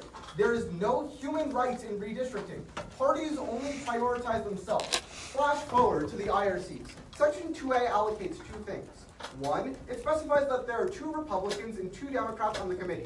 So Representative Desai, it's less 12 angry men and more so 4. On paper, that's a great thing, because it promotes cooperation and discussion. But the same section continues, saying that IRCs can only pass a map if they get 100% of the vote. So So out of the 8 people on the committee, it only takes one of them to fail. And there will always be 2 people at the very least who want to fail the IRC. Flashback once more to the explanation I just gave. Representative Desai, there will be 2 kinds of maps after you pass. The new one that's being adjudicated, or the one that's current. For at least 2 people, the old map will always be more strategic because it's more gerrymandered for their party and it's easier to get votes that way. So for those 2 Republicans or 2 Democrats, it is the most strategically salient option to just fail the map. And when that happens, we start to see all changes in gerrymandering and all changes in redistricting stagnate. Representative Desai, you only get access to your impacts if redistricting actually happens. When there are always at least 2 people who don't want to redistrict, gains will stay the same. And when that happens, we see the gerrymandering that has disenfranchised millions only continue. The Legal Defense Fund explains in October of 2023 that in just Louisiana alone, a third of their population is black. But only 16% of the individuals in these states have the right to participate in elections. Right now, we need to fight against gerrymandering. When you pass a legislation that leads to gridlock, we only exacerbate it. It can take you up to 6 tries to win a game of gerrymandering, but it only takes you a single vote to kill gridlock. Let's get a gerrymander in 1. Fail. Thank you, Representative, for that speech of 3 minutes and 7 seconds. We are now in line for 4 blocks of questioning. Questioners, please rise. That questioning block will first go to Representative Boyd. Hey, so currently, state legislatures are the ones that are typically in charge of drawing these district maps, right? Sure. Yeah, okay, so if that state leans more one way than the other, those maps are going to be inherently biased, right? Yeah, where are you going with this? Yeah, exactly. If we level the playing field by guaranteeing under represented size legislation that at least 4 of them are independent, doesn't that equalize it even more? Okay, but it only takes 1 person to ruin the vote. There's at least 2 people. Yeah, so they'll continue until they meet a place where they all agree. Does Okay, that not but ensure more equality? Except there's no agreeing, because there's 2 kinds of maps. A map that's better and a map that's Wait, worse. who oversees Who this? typically makes up IRCs? 4 independents, 2 Democrats, 2 Republicans. Yeah, let's get specific. It's like voters who register to do this, Sure. like what we saw, right? Do voters have the same incentives as candidates? Yeah. I mean, do they want to get reelected? Well, they want political capital. They don't really have political capital. Yeah, that's why they're getting involved in redistricting. They want to have Exactly. political And credit. most voters who are going to redraw maps on behalf of a state is probably a voter that cares about They're probably democracy. going to lose their seat if they go against their party. So would you They'd say rather that- just do the safe So thing. you see a majority of voters are just like super self-interested. Don't Well, care. they're polarized. Madam Dar. Hey. Would like Republican, like, let's just say we're in California, okay? Would, I love Cali. okay, yeah. Would it be strategic for 2 Republicans to keep on denying redistrict maps over and over and over Okay, again? that's one example. There's 49 others. Okay, in Texas, would it be would it be strategic for Democrats to keep on denying and denying and denying? Well, I mean, there's always going to be 2 people that prefer these Okay, great. But what happens, right? Eventually, they're gonna have to come to the consensus. and No, agree. they can just keep failing it. So we're never gonna have an independent like a Hey, redistricting. are those in the IRC voted or chosen by the government? Is it get chosen? It's chosen by the government. So why would they feel the need to completely cater to their party if it's chosen by the government, not voted for by the Well, people? yeah, again, they want political capital. You want to be on your party's side. You're not going to If betray they them. signed up to draw a map, why would they leave without drawing a map? Why would they put? They signed up to support their party. Supporting their party includes Yeah, but they, keeping them in yeah, power. but they want to at least make progress. If they spend No, they so want much to keep time their on party in something, power. Questioning time is now up. Speakers, please I focus think on so. your conference. The chair thanks you. You're now in line for speech to the affirmation. Affirmation speakers, please rise. I repeat, all affirmation speakers, early round, please rise. Motion. State that. 30-second in-house recess. Any objections? 10 seconds. Great. We have like 3 bazillion apps. We can do it, guys. That's great. Motion? To return land recess. Any seconds? I will call again for all affirmation speakers. Representative Volkowski. Hey again, that's going to be Representative Jack Wazlowski. Unfortunately, it's still spelled the same way. W-L-A-Z-L-O-W-S-K-I. Room's hot, a lot of people, judges thumbs up.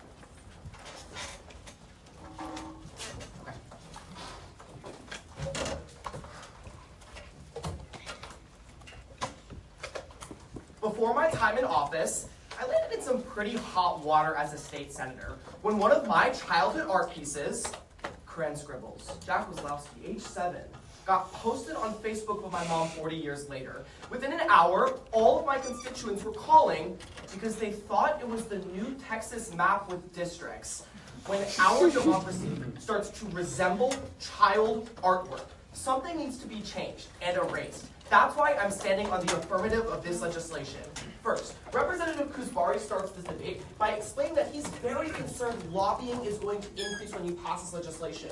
Primarily, realize that IRCs happen in the public view. The comparative was always so much worse because state senators do it behind closed doors. This legislation offers transparency and check back that is invisible in the status quo. But secondarily then, realize that the forms of gerrymandering in his world are worse. It's racial discrimination. It's partisan gerrymandering. Those are the things that he has to defend. My comparative might have an ounce more of lobbying, but at least it isn't built on racism. But also, realize that the elections Representative Desai talked about being more fair and more competitive inevitably won your ballot. The Cambridge University found on January 12th of 2023 that IRCs were more likely to decrease incumbency wins by 52%. I mean, think about it. I'm much more likely to want to participate in an election where it's actually competitive, like Representative Bruin versus Quasi, as opposed to an election where it's just Representative Bruin running. There's more active voter participation in this world. But then, Senators Hain and Dutta are all intimidated because IRCs don't have many people on the committee. I actually think that this argument really flips their vote to our side. Because think about it, if it's a room of 8 people versus an entire state chamber, it's much easier to identify the one individual. If Representative Quasi just wants to sit there pouting for months, I have 10 years to determine that he shouldn't be on this IRC panel. It's that check back that wins. But why do you end up passing this legislation? So our Americans aren't damned in the process. The Brookings Institute explained just last month that gridlock paralyzed the House for 3 weeks and shut down Congress as extremists delayed House Speaker nominations to gain political concessions. In IRC world and in affirmative world, there's more competitive elections, there's less incumbency, and there's less shutdowns. When Americans are standing at hospitals with the doors closed, I refuse to be the one holding the key at the end of the day. Our democracy is broken. I need you to realize that unfortunately, the democratic process is not working. You have 10 years to work out the logistics. You can determine the problems in the process. It was never about invisibility. Transparency ought to guide your affirmative ballot. Thank you, Representative. That speech of 3 minutes and 6 seconds. We are now in line for 2 blocks of questioning. Questioners, please rise. Between Kathari, Hain, and Singh. That first goes to Representative Kathari. Hey, so you said we have checkbacks with the IRC. Absolutely, because they're public as opposed to state senators. If I'm on the IRC, why do I care what the public thinks? Wait, what? Why do I care what the public thinks of me on the IRC? I mean, they probably don't really care about you, right? Like, they don't care about, like, public perception necessarily. So I think that that's actually a good thing, because now they're much likely to, like, increase the process. So why does transparency matter if there's nobody holding them accountable? Wait, what? Why does transparency mean anything if there's nobody? Because there's like, you can see the lobbying decrease with this more transparency. In the status quo, can we see who's working on the maps? Do what? No, because it's behind Let's closed assume your doors. best case that IRCs are fair. Sorry. Let's assume your best case that IRCs are fair. Yes, sir. Who's overseeing IRCs under this legislation? Sure, you got it. Under Section 3, it's the FEC. Cool. Is the FEC elected by Americans? Sure, you can tell me.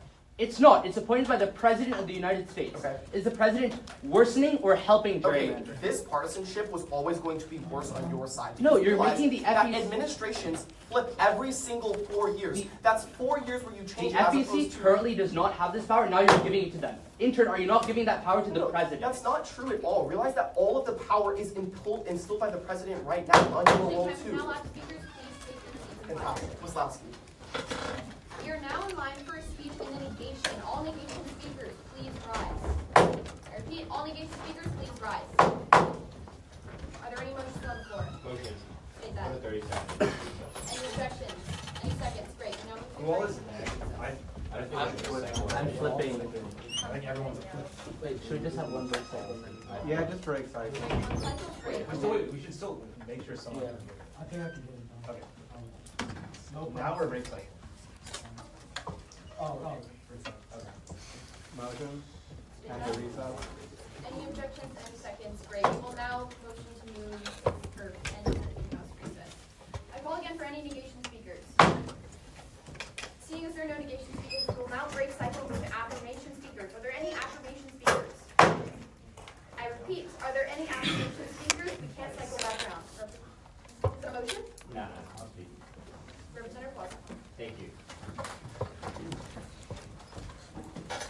second time today, that is Representative Quasi, spelled Q-U-A-Z-I, on the affirmation cycle. Just let me know if you're not ready. I'll give you all a few seconds, or else I'll be happy to begin.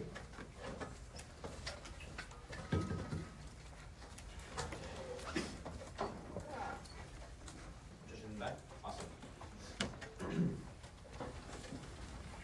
If you took a 0.9-mile walk from where we're standing right now, like somewhere in that direction, you'd be standing in front of the Texas Capitol. For a lot of the people growing up in this room, they saw it as the symbol of democracy, built on large steps in a dome at the top of liberty. But sometimes the people inside of the legislature who convene in that building are often defined in three very poetic words: pale, male, and stale. Evidently, our legislators aren't representing us anymore. It's time we take action. Pass today's legislation. First, I want to knock out this misconception Senator Rye brought up in questioning with Senator Wazlowski when he told you that Section 3 giving the FEC power will mean the president's able to influence elections throughout the United States. I want to remember what the FEC actually looks like. The Brennan Center for Justice on January 13th of 2024 reminds us the FEC has 6 commissioners. There's constitutional law which states that no more than 3 of them can be from the same party. So even in the worst case scenario where President Trump is lollygagging around with the FCC, he can't implement enough Republican influence for it to not check back on IRCs. Even in our worst case scenario, that is comparatively better than state legislators who are elected through gerrymandered maps. Instead, affirm this legislation to fundamentally restore competitive and democratic elections. First, you've heard a lot about how gerrymandering helps politicians, from Senator Wazlowski to decide. But not enough about it has been about how it hurts the voter. 538 explains on October 25th of 2023 that in the last few elections, gerrymandering has shifted nearly 53 congressional seats. That equates to nearly 20 million registered voters basically not having a vote in the first place. As a result, in some districts, we saw voter turnout decrease by nearly 47%. The entire principle of democracy is allowing participation. Our current system doesn't. Pass this legislation to enact that change by finally create map drawing that is nonpartisan. There are 4 layers of analysis as to why you see this happen. First, that lack of an outright majority like the state legislature means there are incentives for compromises to be made. Remember, Section 2A requires the IRC to balance both parties and independents while requiring a unanimous vote. This is where Senator Hand would convince you that they're never going to agree. No, I don't want your map. I don't want your map. But remember, this own committee has to be re-elected every 12 years, and Section 3 states that the FEC will kick them out if they do not create a new map. Second, remember, even if independents aren't fully impartial, Senator Kuzbari, it's not as bad as a map jar who has their own political ties playing in their skin in the game. Third, remember, this is not just 12 angry menning it out like Senator Rye tells you, like Senator Wazlowski, or not Senator Rye, sorry, Senator Tsai tells you, like Senator Wazlowski told you, most of these IRCs actually submit to public hearings where they incorporate public feedback in the map drawing process. This legislation helps democracy for millions. Affirm. Thank you, Representative. For a speech of 3 minutes and 7 seconds, we are now in line for 2 bucks questioning. Questioners, please rise. Between Hain and Singh, up first, Representative Singh. Drawing these maps again? IRCs. What are IRCs composed of? 2 Republicans, 2 Democrats, 4 independents, and it's voters who typically register to be a member of the IRC. Why would they register? I think most voters are just like they want to serve their country, right? Right, yeah. So what if they want to serve their party to serve their country, right? It's not like they can So like I actually don't fully disagree with the analysis. I just think it's really extreme, right? Like I think there's 50 states. Let me finish, right? In the worst case scenario, you have the same map that already exists, so you have the status quo. But in the most probable case, you see people compromising, like my first layer. Hey, what is the root cause of gerrymandering? Like state legislators make maps that get them reelected and Yeah, their friends it's and Congress corruption, reelected. right? Because it's corruption, what is in this legislation that is helping prevent that corruption? Well, first, Section 2A uses voters, and Section 3... But the independent election committee, right? It's Yeah. going to be part of our Congress members, right? What? That's making these maps, right? So No, it's the already IRC is corrupt. made of Because voters. corrupt people make, again, corrupt maps, No, the right? IRC composed of voters, right? So it's not corrupt people. Like, people You in this did it. group. Voting time is now up. Speakers, please put the questions in your seats. I think the chair. Chair turns to you. Seeing just like an affirmation, we are now in line for a speech in negation. All the speakers rise. Representative Singh. Good afternoon for the second time, everybody. This is Representative Singh speaking for the second time. Sorry, repetitive. SINGH, let me know when you're ready.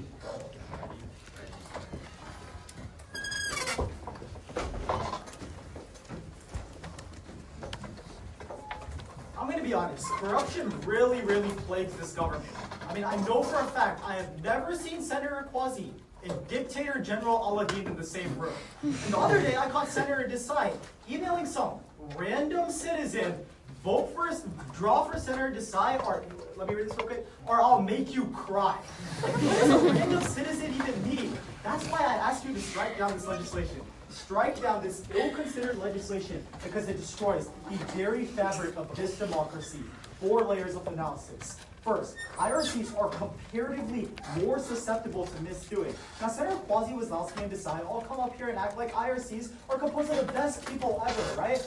I just don't believe that. First of all, not a single one of them has been able to come together and collectively agree on who's composing these IRCs. Second of all, Senator Kuzbari asked the best question in this round so far. He tells you, why won't they just consolidate lobbying? Now, I want this round to understand, it's not exactly that these legislators have all the power. Instead, it's corporate greed that drives lobbying. Here's how lobbying works right now in the status quo. They currently go to state legislators and pay them, right? But it takes so much more effort because there's so many more state legislators. Now today, you enact this policy and put 8 people in a room, not 12 angry men hanging out, just 8 random people in a room, mind you, and on top of that, you just give them backdoor access to getting lobbied. Never give random citizens who volunteer to do this backdoor access to corporate greed, because none of us can evade money in policy and law. But second of all, state legislators have a lot more eyes on them. Now, I heard from Senator Wazowski about 3 times that it's behind closed doors. Those closed doors kind of have like a peephole in them from our government. First of all, governors and states can actually veto. Under this legislation, there's no real veto mechanism. Meaning, if they don't 12 angry men it out, then nothing happens. It just keeps on going and going. Senator Quasi tells you that these people want to build maps. I don't believe that. I think they want to build maps for who they want. And even if he's right, if 11 of them do, 1 of them doesn't. On top of that, even if the government can veto that, IRCs do a lot more misdoings at the same time, right? Because it's just a couple of people choosing what maps they want to draw. It's not like they're experienced state legislators. They're Americans like me and you role-playing to be legislators. But third, the process to create an IRC has not been determined this entire round because we're kind of just leaving it up to the state. Now, mind you, who does this right now? State legislators. Why would you give the power to the state to determine what an IRC looks like if it's not standardized? You can't expect results. If you want results, make it clear in this legislation what an IRC looks like. Don't just leave it up to the state to involve state legislators to do it again.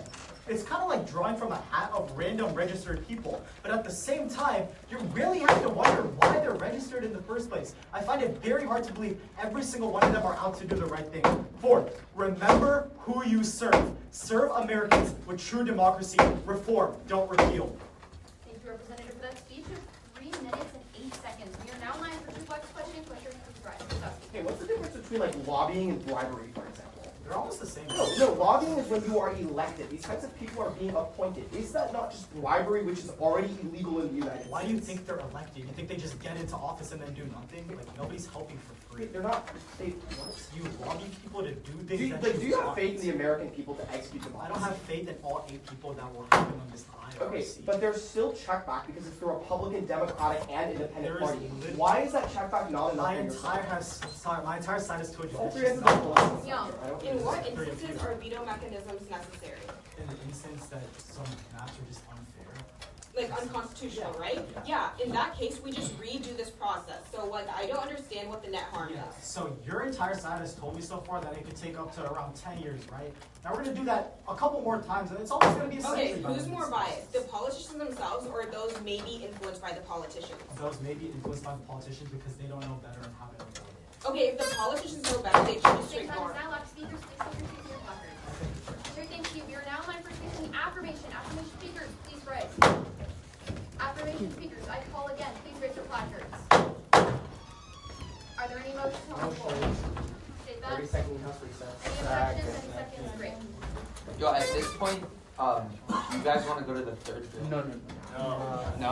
What happened to the overload of apps? Was there like an overflipping? Who all still is going to speak on this?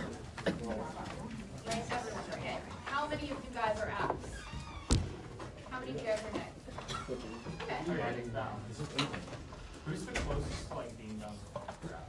Wait, can we break cycle right now? So and after that We don't have an egg even. I can give Just that. had like Discussion is now elapsed. Are there any motions on the floor?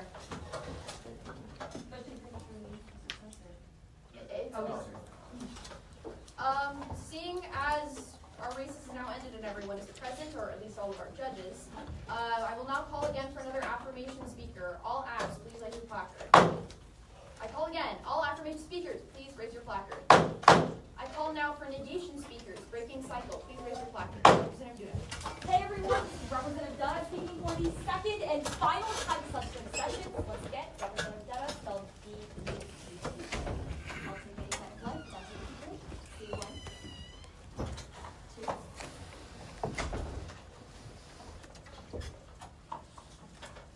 Stand in silence.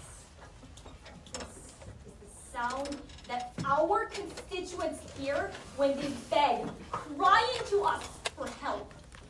I urge you to fail to this legislation so we don't keep our phones ringing. Today's debate has gotten really confusing. Representatives Desai, Wazowski, and Quasi on the affirmation tell you that independent commissions directly lets more people vote, while Representatives Payne and Singh on my side tell you about the false consensus in Section 2A. I'd argue that the number one thing that this Congress needs to focus on right now is accountability. So allow me to spend the next 3 minutes of my speech breaking that down. The U.S. Supreme Court agreed that a new map can be drawn for Texas in the 2026 midterm elections. Here's why that matters. That directly means that trust right now is at an all-time low. I agree, Representative Wazowski. Gerrymandering is terrible, but we only further worsen it because we have no idea who is in these independent commissions. Representative Singh touches on this, but allow me to take that point one step further. I'd argue that because the New York Times reported just last week that our perception is at an all-time low, it's been in the 20 past years. When we pass, we never actually target the root cause of gerrymandering, and that is corruption in itself. Principally, if the people behind the problem are the same people on these independent commissions, then why will the institution change at all? Representative Desai and Wazowski, the results of elections will already be decided because whether we pass or fail, independent commissions are never truly impartial. Allow me to break that down. Just look to our own Supreme Court of the United States. They're supposed to be impartial as an independent commission in itself. But an independent commission being a similar system, and Forbes told us that just after Trump came into office this year, that nearly every single decision was supported by the president's party by itself. And because Representative Desai, our author, was unable to provide me the names of or tell me who is even in this independent commission, that is exactly why you fail. That automatically takes away all of the grounds for suing because, well, they're supposed to be impartial. And on a logical level, how do we sue a committee that we don't even know who's on the committee in itself? Passing means that we make a broken system permanently broken. Representative Quasi, will you pick up the phone? If you don't buy anything that I've told you so far, we don't see the affirmation's impact in the first place. Two key layers of analysis. In Section 2A, realize that unanimous approval is not consensus in itself. It is a veto point, because one single member can block a map indefinitely. That creates a permanent deadlock. But then secondly, Representatives Wazowski and Quasi, this only hurts our lowest income constituents the most, because the only way to get representation in the system is making them pick up the phone calls in the first place. Fail. Thank you, Representative, for that speech of 3 minutes and 10 seconds. We are now in line for 2 Lux questioners. Questioners, please rise to the side. Aren't Supreme Court justices politically appointed by presidents? Yeah, exactly. So the system isn't similar at all. No, that's what I'm saying right now. Because My of policy polarization, literally can I says- answer your question? Sure. Yeah, because of polarization and status quo, that's the same polarization that exists in the independent judicial and criminal Yeah, the justice. policy literally says the people in the IRC are randomly picked off of They're the not. census. 4 of them. Oh, I wrote the bill. I think I know.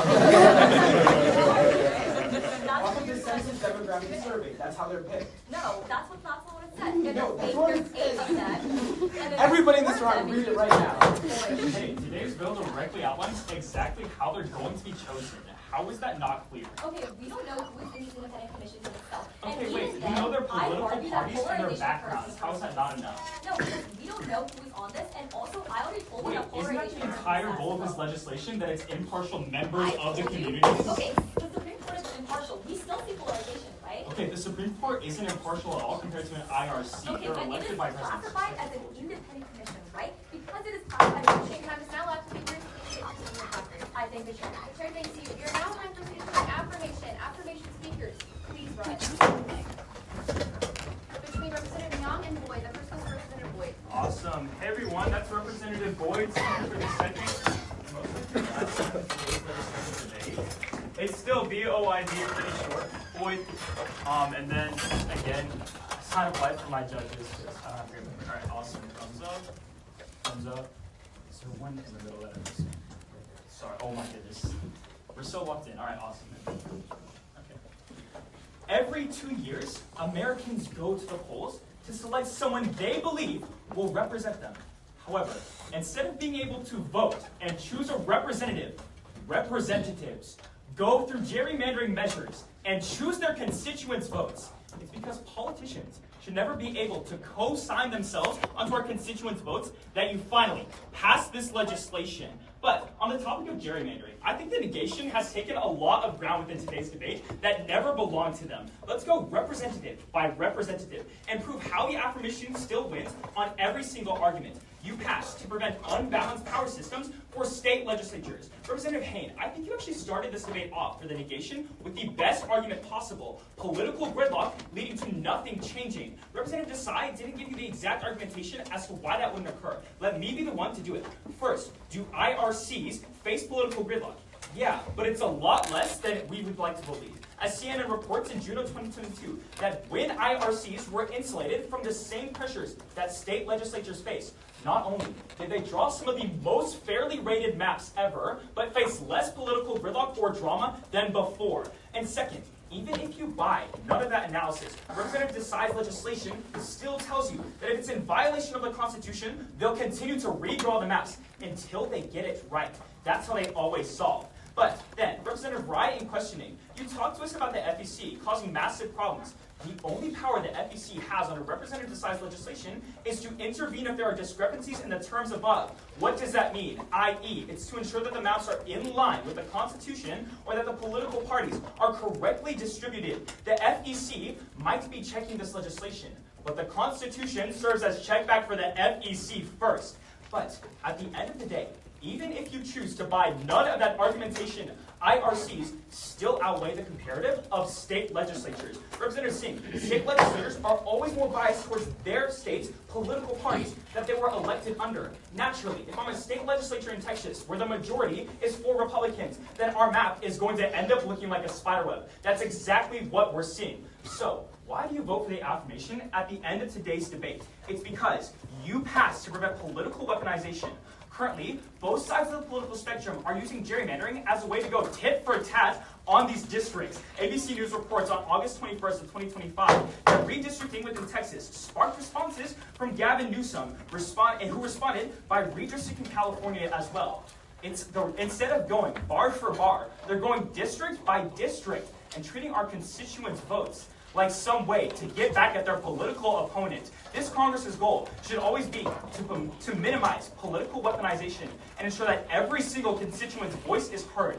You do that by affirming today's legislation and ensuring that when constituents go to the polls, when they click that little button, their voice is always heard. Thank you, Representative, for that speech of 3 minutes and 4 seconds. We are now in line for 2 left questioning sessions. Please rise.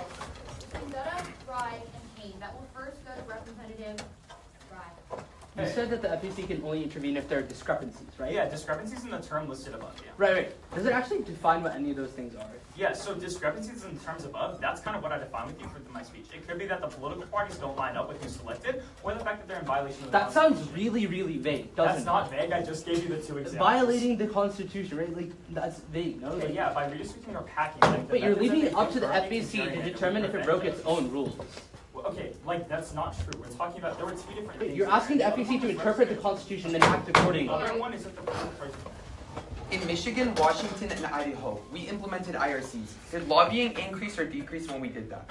I mean, I think there's a difference between like lobbying someone who's elected, like Representative Wazowski told you, and bribery. I think his response was Okay, under the IRC system, did we see an increase of the special interest groups getting what they wanted across?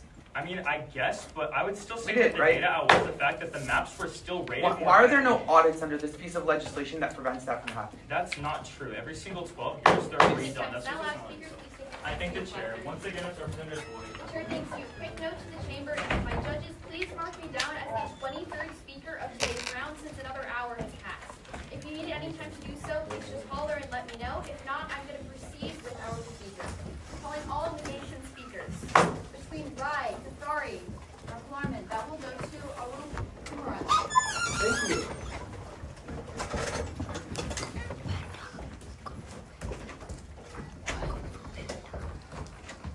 For the second and final time today, that's Representative Arul Kumran, ARULKUMARAN, are rules that help you find me. Once again, repping the big Longhorn district. If you'll give me a hook 'em horns when you're ready, I'd be so happy to begin. That was intended for my judges.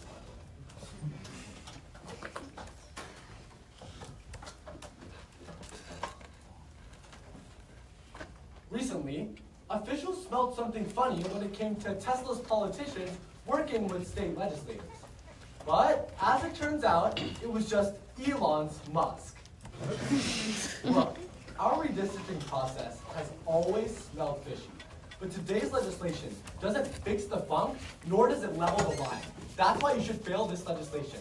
Now, I want to give this debate what it desperately needs. Clarity. Representative Desai, Wazlowski, and Quasi tell you that IRCs are successful, while Representatives Haynes, Singh, and Duda say they're not. Who's right?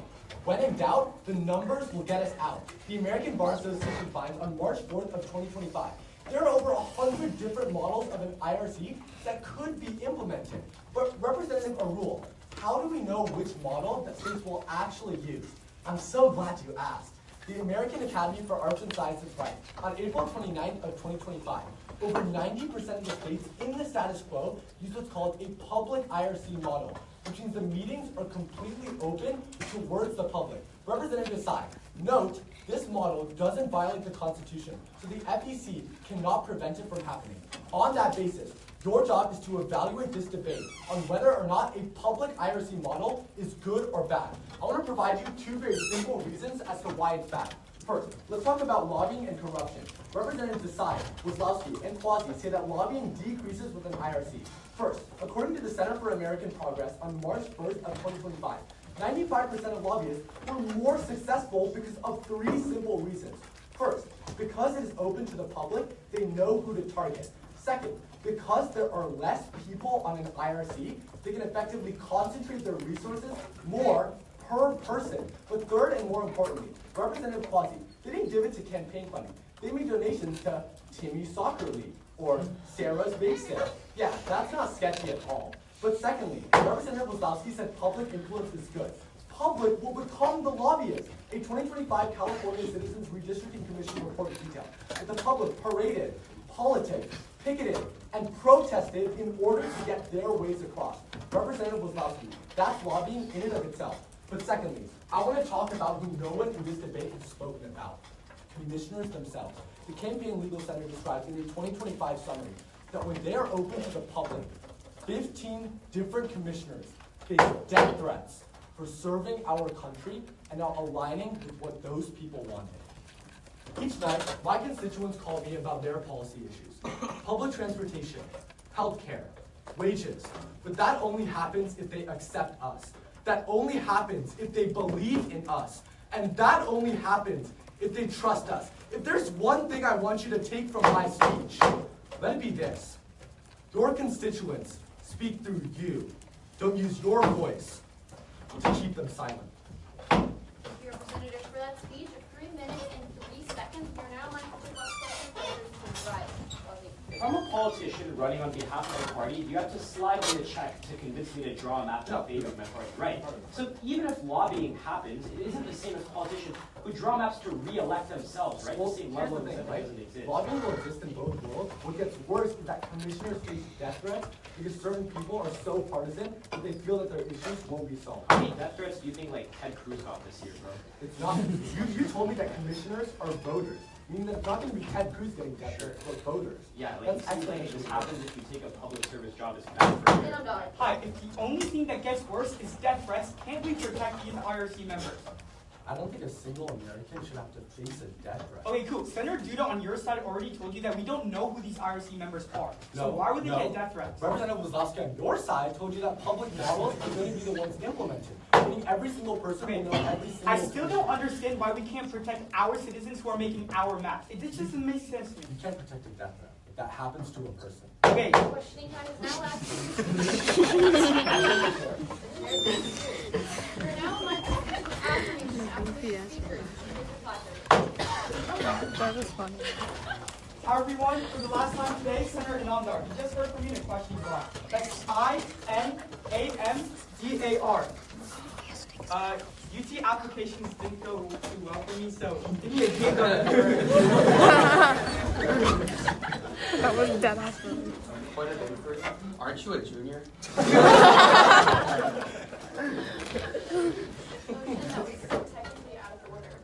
It's okay. I'll let it slide. I'll let it No, let it slide. He does have the floor. It's okay. I gave you the floor. Senator Kasbari just embarrassed me. So you know what? I'll do one better. 4 years ago, before I was elected to this Congress, I was a map maker in Texas. Senator Kasbari called me one day and said, Representative Namdar, I need you to gerrymander for me. Then offered me like 100,000. I got that back. That policy to take away partisanship in the redistricting process. I think the biggest question in today's debate is will lobbyists increase? And if they do increase, is it even a problem compared to what's happening right now? Senator Rai, Arul Kamran, Kasbari all base their advocacy on lobbying existing in the app world. But here is the issue. What's happening right now is always worse. Senator Quasi mentioned it in his questioning block, but understand that right now, the majority party is getting the say on what these redistrict maps look like. There's not enough money in the world that convinced Senator Ted Cruz to redistrict against his own district. But still, let's talk about lobbies, because that is the biggest and the only thing that the negative has so far. Let's talk about this in 3 key areas. Number 1, Senator Dutta on the negative tells you that we don't know who these IRC members are. That is a great thing, because if I don't know who it is, then the lobbyists don't either. Strike her argument down. But then Senator Kasbari and Singh understand that even if lobbyists do exist, Senator Quasi is already giving you the evidence that if they are lobbying, then they're only doing so because of money. They aren't doing it for racial reasons. But still, Senator Kasbari, Singh, Duda, and Arul understand who these committee members actually are.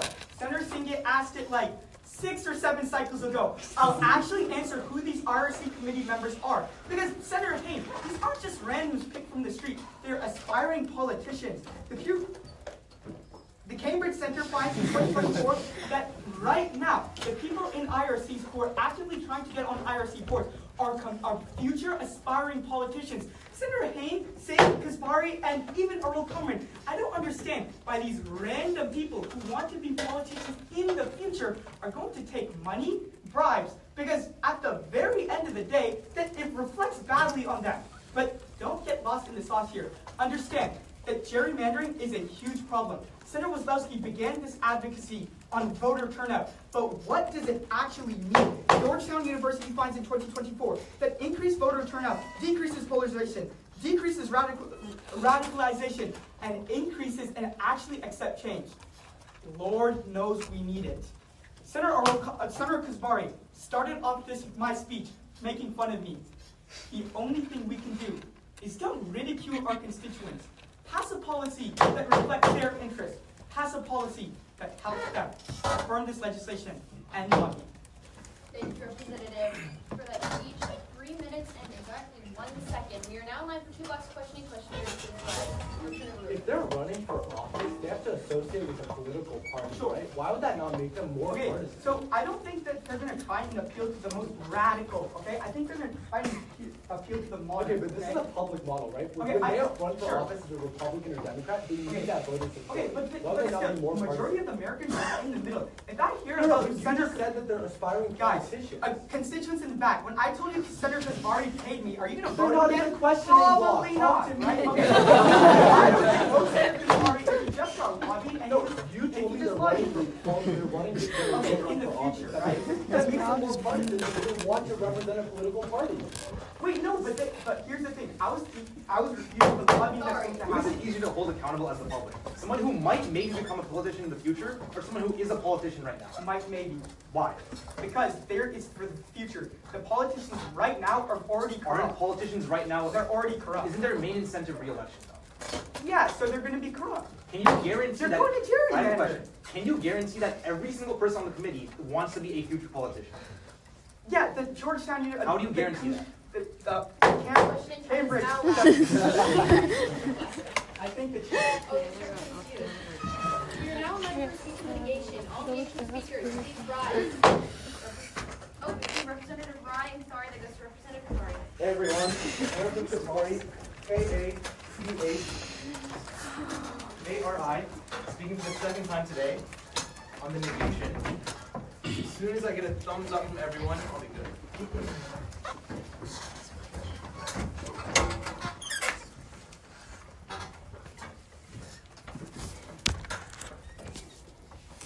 In 6 BCE, in Athens, Greece, the idea of democracy was born.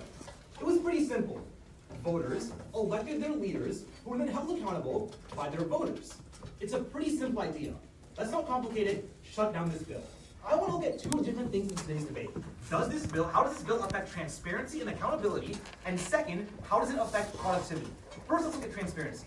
So far, Representatives Wazowski and Boyd have noticed that right now, the status quo isn't that transparent. And if you pass this policy, we have checkbacks in place. I have 2 issues with this. First, it's just factually incorrect. There's already transparency to some degree in the status quo. Representative Wazowski, if you want to see who's making your state maps, just search up on Google, who are my state legislatures? Those are the people doing it, just don't vote for them again in the future. Second, if you pass this bill, this is the more important one, there's no accountability. Just think about it this way. Representative Namdar has outed himself and Representative Kuzbari to all of C-SPAN. Sorry, Representative Namdar, I don't think you're getting reelected. The problem is, it doesn't exist on an IRC. When people that aren't politicians are in charge, they aren't being elected by other people. They aren't accountable to anyone. That's why this bill is such a problem. I am morally opposed to giving the power of democracy to people that aren't even chosen by democracy. Second, let's look at productivity. Representative Haynes started off this debate by telling us that if we pass today's policy, there's going to be gridlock in these IRCs. And Representative Quasi tried to refute this by telling us that Section 2C inhibits that from happening. Because he tells us that if they aren't productive, they'll simply get kicked out. Representative Quasi, let's look at Section 2C together. What it actually does is make it so that the change in the IRC is based on census data, not productivity. That means the IRC has zero control over whether or not they get to be in the IRC again. That means, first, they aren't held accountable, and second, they continue to not be productive. That means gerrymandering doesn't change at all, and the current state maps continue. Representative Haynes gave us great analysis on this, but he failed to provide us a real example of this happening. So let's look to Virginia. Christopher Lamar explains for the campaign policy trail on April 6th of 2021 that in Virginia, when they implemented a IRC system where they had 16 people on the committee, 8 of them Democrats and 8 of them Republicans, there were so many failed attempts at making a map that they literally gave up on the entire thing and gave the authority to the state Supreme Court instead. It's failed in the past. We've seen it happen. I don't understand why they think the same thing isn't going to happen. I am morally opposed to giving the power of democracy to people that aren't democratically elected. Representative Namdar is going to not get elected in the future. That's the power of democracy. And make sure that that stays by shutting down today's bill. Thank you, Representative, for that speech of 2 minutes and 56 seconds. We are now in line for 2 months questioning questioners rise and fall. Hey, so you said there's no accountability. Isn't the whole point of today's legislation that the 8 people keep each other accountable? No. How is that not the whole point of this legislation? Let's say me and Representative Zalski are on the committee together. If he doesn't agree, what am I going to do to him? Yeah, that's why there's 4 independents, 2 Republicans, 2 Democrats who come together. Cool. What am I going to do to him? Like, what can I do to him? You're going to talk about it and figure out a map that actually works. Okay, we'll talk about it. We'll talk about it and do what? What is the incentive for him to listen? You're going to draw, because you want to draw a map. You joined the IRC to draw a map. Why wouldn't you? If I'm in California and I'm a Democrat, I don't want to change the map. I'll keep it the way it is. If I'm in Texas, I'm a Republican, I want to keep it the way it is. Okay, so this accountability in the status quo is really just like party incumbency, right? Sure. That changes with this legislation, no? Why? Because we all tell you we get to contest that there's more competitive elections with an affirmative ballot. Why do you disagree that that happens? Okay, I think you have the order of things mixed up. Competitive elections don't happen unless the maps change first. The maps can't change unless you have. Wait, we all give you statistics to demonstrate that there were more competitive elections because incumbency went down for parties. Now, last speakers, please take your seats. I thank the chair. The chair thanks you. You're now my first speech, the affirmation. All affirmation speakers, please rise. Representative Young. Hi, this is Representative Niang, spelled N-I-A-N-G, speaking for the second and last time in this round. N-I-A-N-G, once again, Representative Niang. I'll begin at the leisure of my PO and judges, so please just let me know whenever you're ready. What time is hard stop? Hard stop at 4:30. Thank you. And the other judges.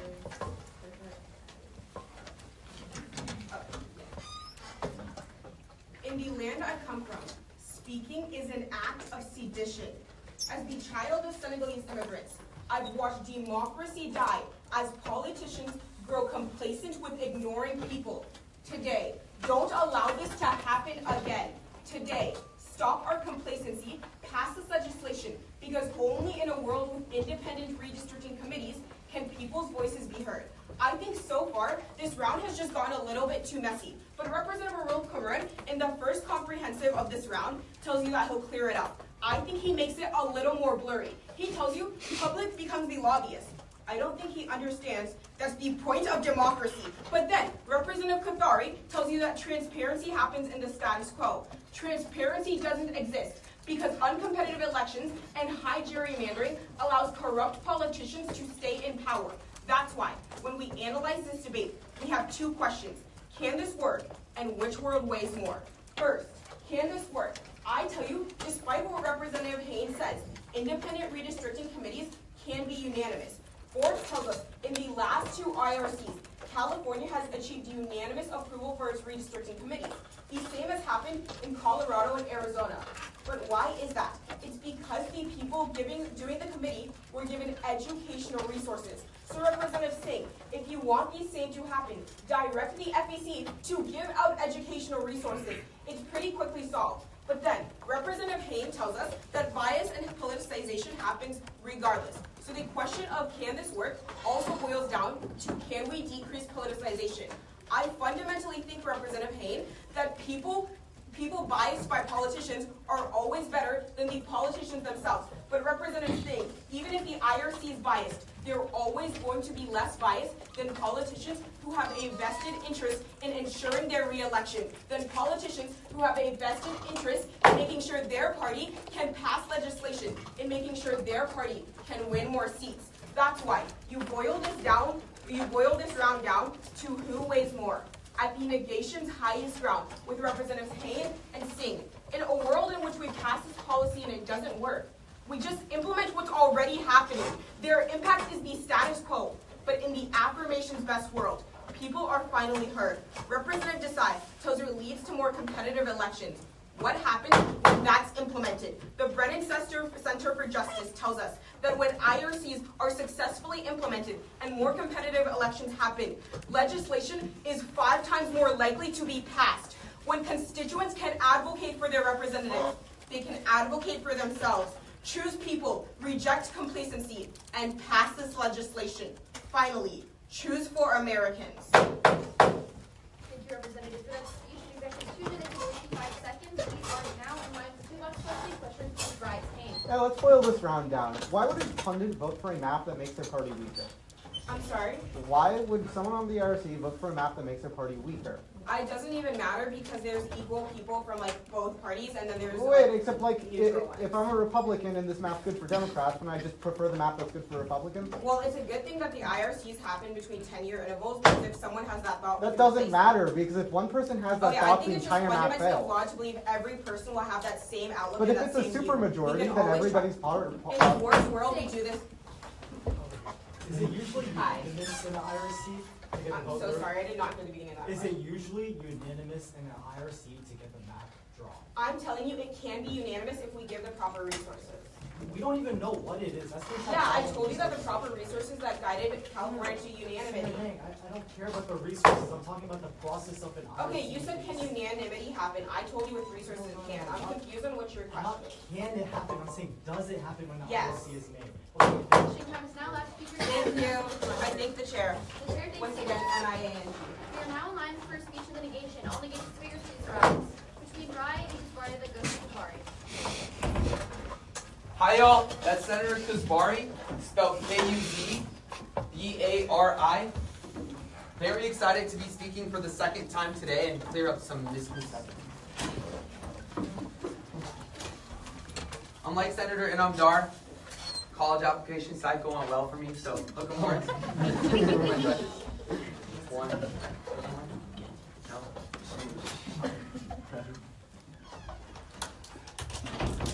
I have a confession to make.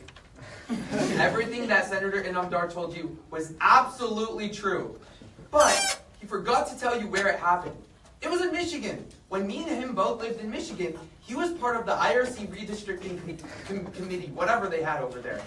And along with the 7 other people on the committee, I paid him $100,000 to get my agenda across. It was so easy because I didn't have to spend millions of dollars to lobby a whole state legislator.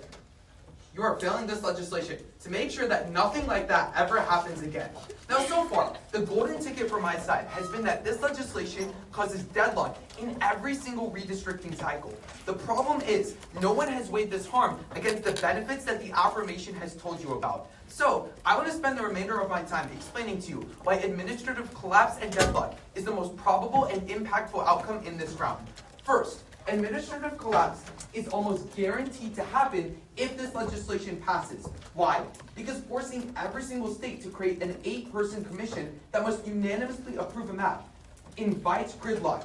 Senator Inamdar and Nayang both tell you that independent commissions reduce bias. That might be true in a few states, but the structure in this bill creates failure where no failure exists right now. The National Conference of State Legislators finds in February of 2023 that independent commissions deadlocked in 40% of cycles where supermajority or unanimous approval was required, including in Michigan. When commissions get stuck, courts step in and impose temporary maps for years. This bill guarantees that 50 states adopt a system that has already failed in nearly half of the cases that it has been attempted. But second, deadlock is a prerequisite to everything that the affirmation tells you. This is because Senator Quasi, Boyd, and Wisłowski tell you that representation improves under independent commissions, but that assumes a map gets approved in the first place. If the commission stalls, states lose the ability to administer the elections reliably. The Election Law Journal finds in April of 2022 that states with unresolved maps face voter confusion rates that tripled, along with delayed primaries.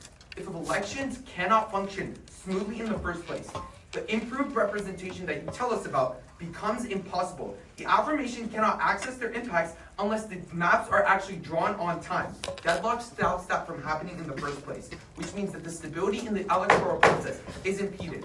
But third and finally, administrative collapse outweighs literally every affirmative impact because it harms every voter, not just those in manipulated districts. Senator Young, Boyd, and Quasi, you're concerned about partisan fairness and transparency, but that doesn't hold any value when the elections themselves cannot be run predictably. The Stanford Democracy Institute concludes in June of 2023 that when district maps are delayed or challenged, turnout drops across all demographics and trust decreases by 25%.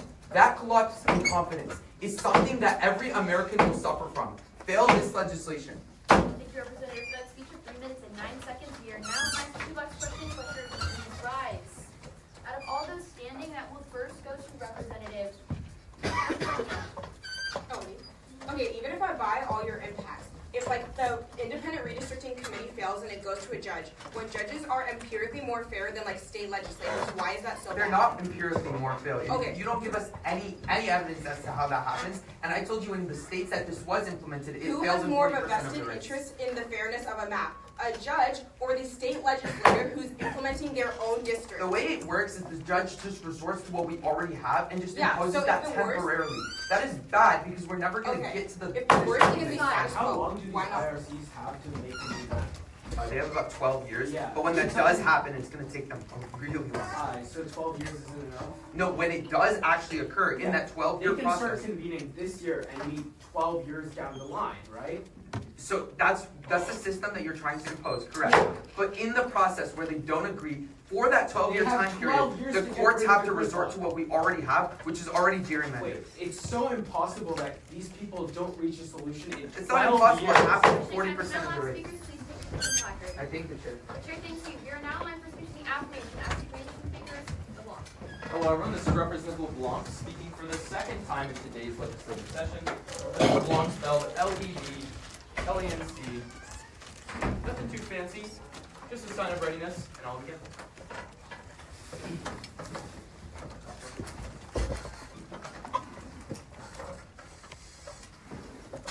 Collusion.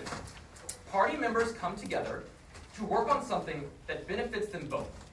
It should be no surprise that party members in America collude to make maps that benefit them, when we've already seen in today's round that school members, Representative Inamdar and Kuzbari, come up with AGVs that help them improve in the round. Even walk-ups as well. To eliminate collusion and to eliminate corruption in our Congress, you pass my legislation and finally make maps fair. Now, I think everyone in today's round can agree that we need to help solve the issue of gerrymandering. The question in today's debate is simple. Does today's legislation do that in a way that is effective and actually makes progress? Yes, it does. 5 key layers of analysis here. First, let's talk about gridlock. Representative Pita, Hain, and Kuzbari all tell us that gridlock will occur because the parties are polarized. I think you are fundamentally misunderstanding the motivation of those who actually run to be in an IRC. They choose to want to be in the IRC because they want to make maps, not spend a decade twiddling their thumbs and literally getting nothing done. Especially with 4 independents on the committee who can ensure that they are able to mediate and find common ground. It's unrealistic to think that we aren't going to see maps drawn and progress made. Now, I'm not going to say that gridlock won't occur at all, but even if it does occur in some cases, the only thing that happens is we continue with the status quo. There's no net harm. If even one map improves by passing today's legislation, that is a reason to vote in the act. But then Representative Kuzbari, Singh, and Arul are all worried about lobbying. Here's the thing. Those in the IRC aren't elected officials, they are appointed officials. So lobbyists can't support them for their next run in the IRC, because you can't run for office in the IRC. You're appointed. Lobbying funds aren't going to do anything for you at the end of the day. But even if somehow one person in the IRC can be swayed by, let's say, illegal bribery, it takes unanimous decision to pass a map. So lobbying is never going to result in a net negative for the maps that we see today. But then, Representative Arul is concerned that IRC members are going to be susceptible to political hate. Listen, I've gone on Twitter and gotten death threats for my opinions. If people are running for office and get a death threat, I think they can deal with those consequences. Just because they get a little bit of backlash for being in a political office is not a reason to fail today's legislation. But then Representative Kathari says there's no accountability in today's legislation. The whole point of having 8 members is so they hold each other accountable. There is still accountability. But then finally, Representative Pita tells us that maps will always have bias. I agree, but a map drawn by 8 people who have rational discourse and come to a consensus will always be better than a map drawn by a supermajority polarized politically. It is always better to pass today's legislation because at the very worst, we stick with the status quo. At the best, we find a new age for America, one that's not corrupt and one that is finally fair. Pass. Thank you, Representative, for that speech. 3 minutes and 9 seconds. We are now live with about questioning. Questioners, please rise. Hey, I see Representative Quasi doodling right now. Is he the one who's drawing the map? No, he's not a state legislator, unfortunately. Okay, but even then, right? Like the Supreme Court of the United States, you agree that they were voted in, right? The Supreme Court was voted in, correct? Yeah, okay, they were voted in, but they're not impartial. I was just holding out of my state. Yeah, I agree, they're not impartial. Yeah, so if they're not impartial, then We're not- why would you still pass? Okay, because today's legislation says you have to have independents, Republicans, and Democrats. That's the I'm not same saying, thing as wait, the Supreme allow me Court. to finish. I'm not saying that there's going to be no impartiality, but if they have to come to Okay, so you wait, connect can you let me correctly finish? said. If they have to come to a unanimous decision, it ultimately means You that we're can not never going to see see maps that. worse than You this. never house. get to Right. In your best case, IRCs are impartial, right? Yes. Doesn't the FEC having the power to intervene make them less impartial? Okay, I would argue that the FTC doesn't actually have power to intervene with what the states are doing. That is called federal overreach.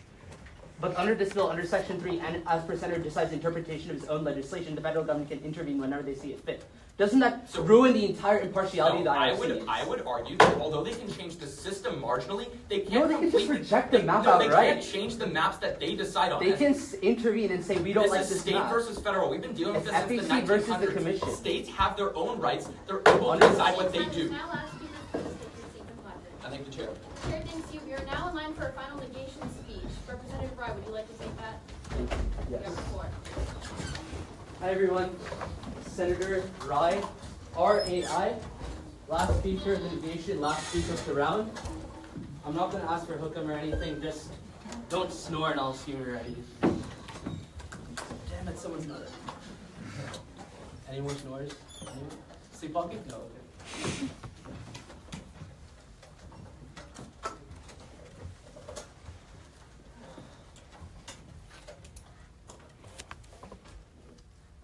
On December 7th, 1941, 2,043 American servicemen gave the ultimate sacrifice to protect our democracy, to protect you and me from those who wished us harm.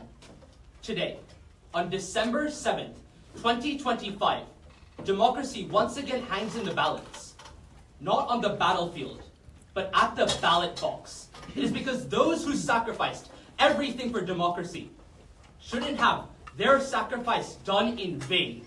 I ask you to fail this piece of legislation. Fail this policy to not give the president complete control over America's elections. Towards the end of this debate, I want to do the one thing no one on my side has.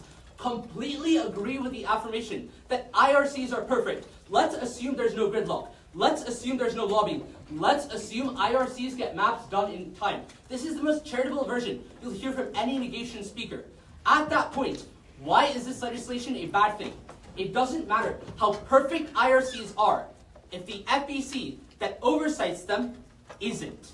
As the Center for Law Studies found on April 11th of 2025, the FEC, which under Section 3 can intervene and stop maps whenever they want under this policy, is managed by the President under Executive Order 14215, where he fires commissioners at will, forces them to act in his interests, and removed officials within the FEC when they didn't do what he wanted. Senator Boyd and Quasi, clearly the President is not abiding by the rules with the FEC right now.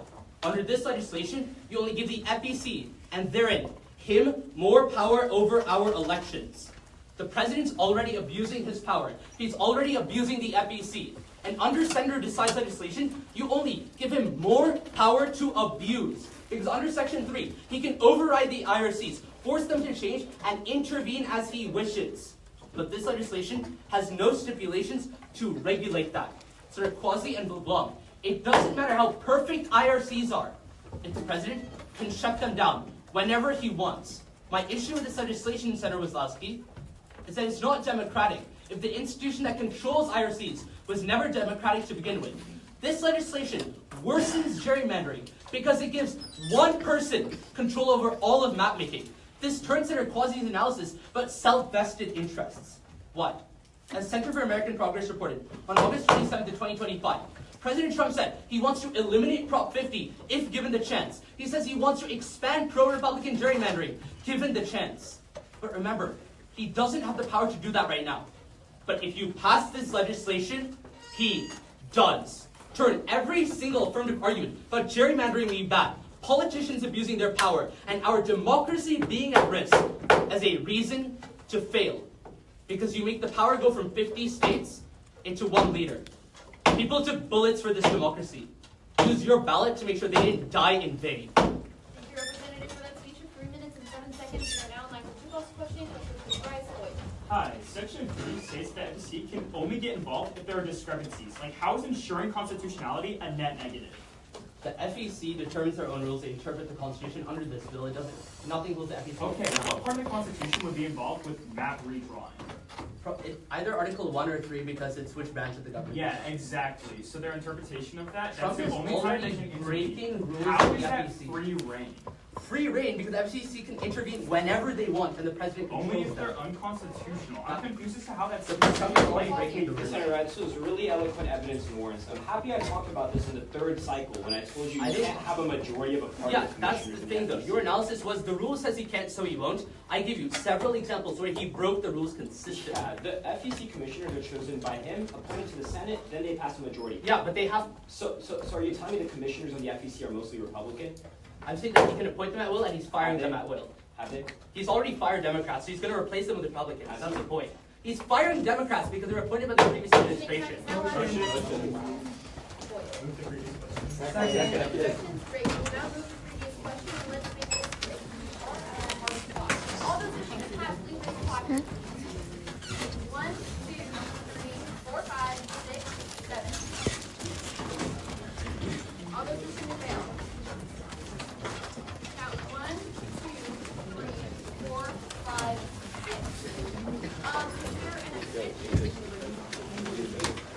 an abstention? And count that one last vote as an abstention, and on a vote of 7 to 6. Motion. It does pass. Motion, I move to adjourn. Second. Any questions? Great. We unilaterally move to orders of the day now. Congratulations, everyone, on finals.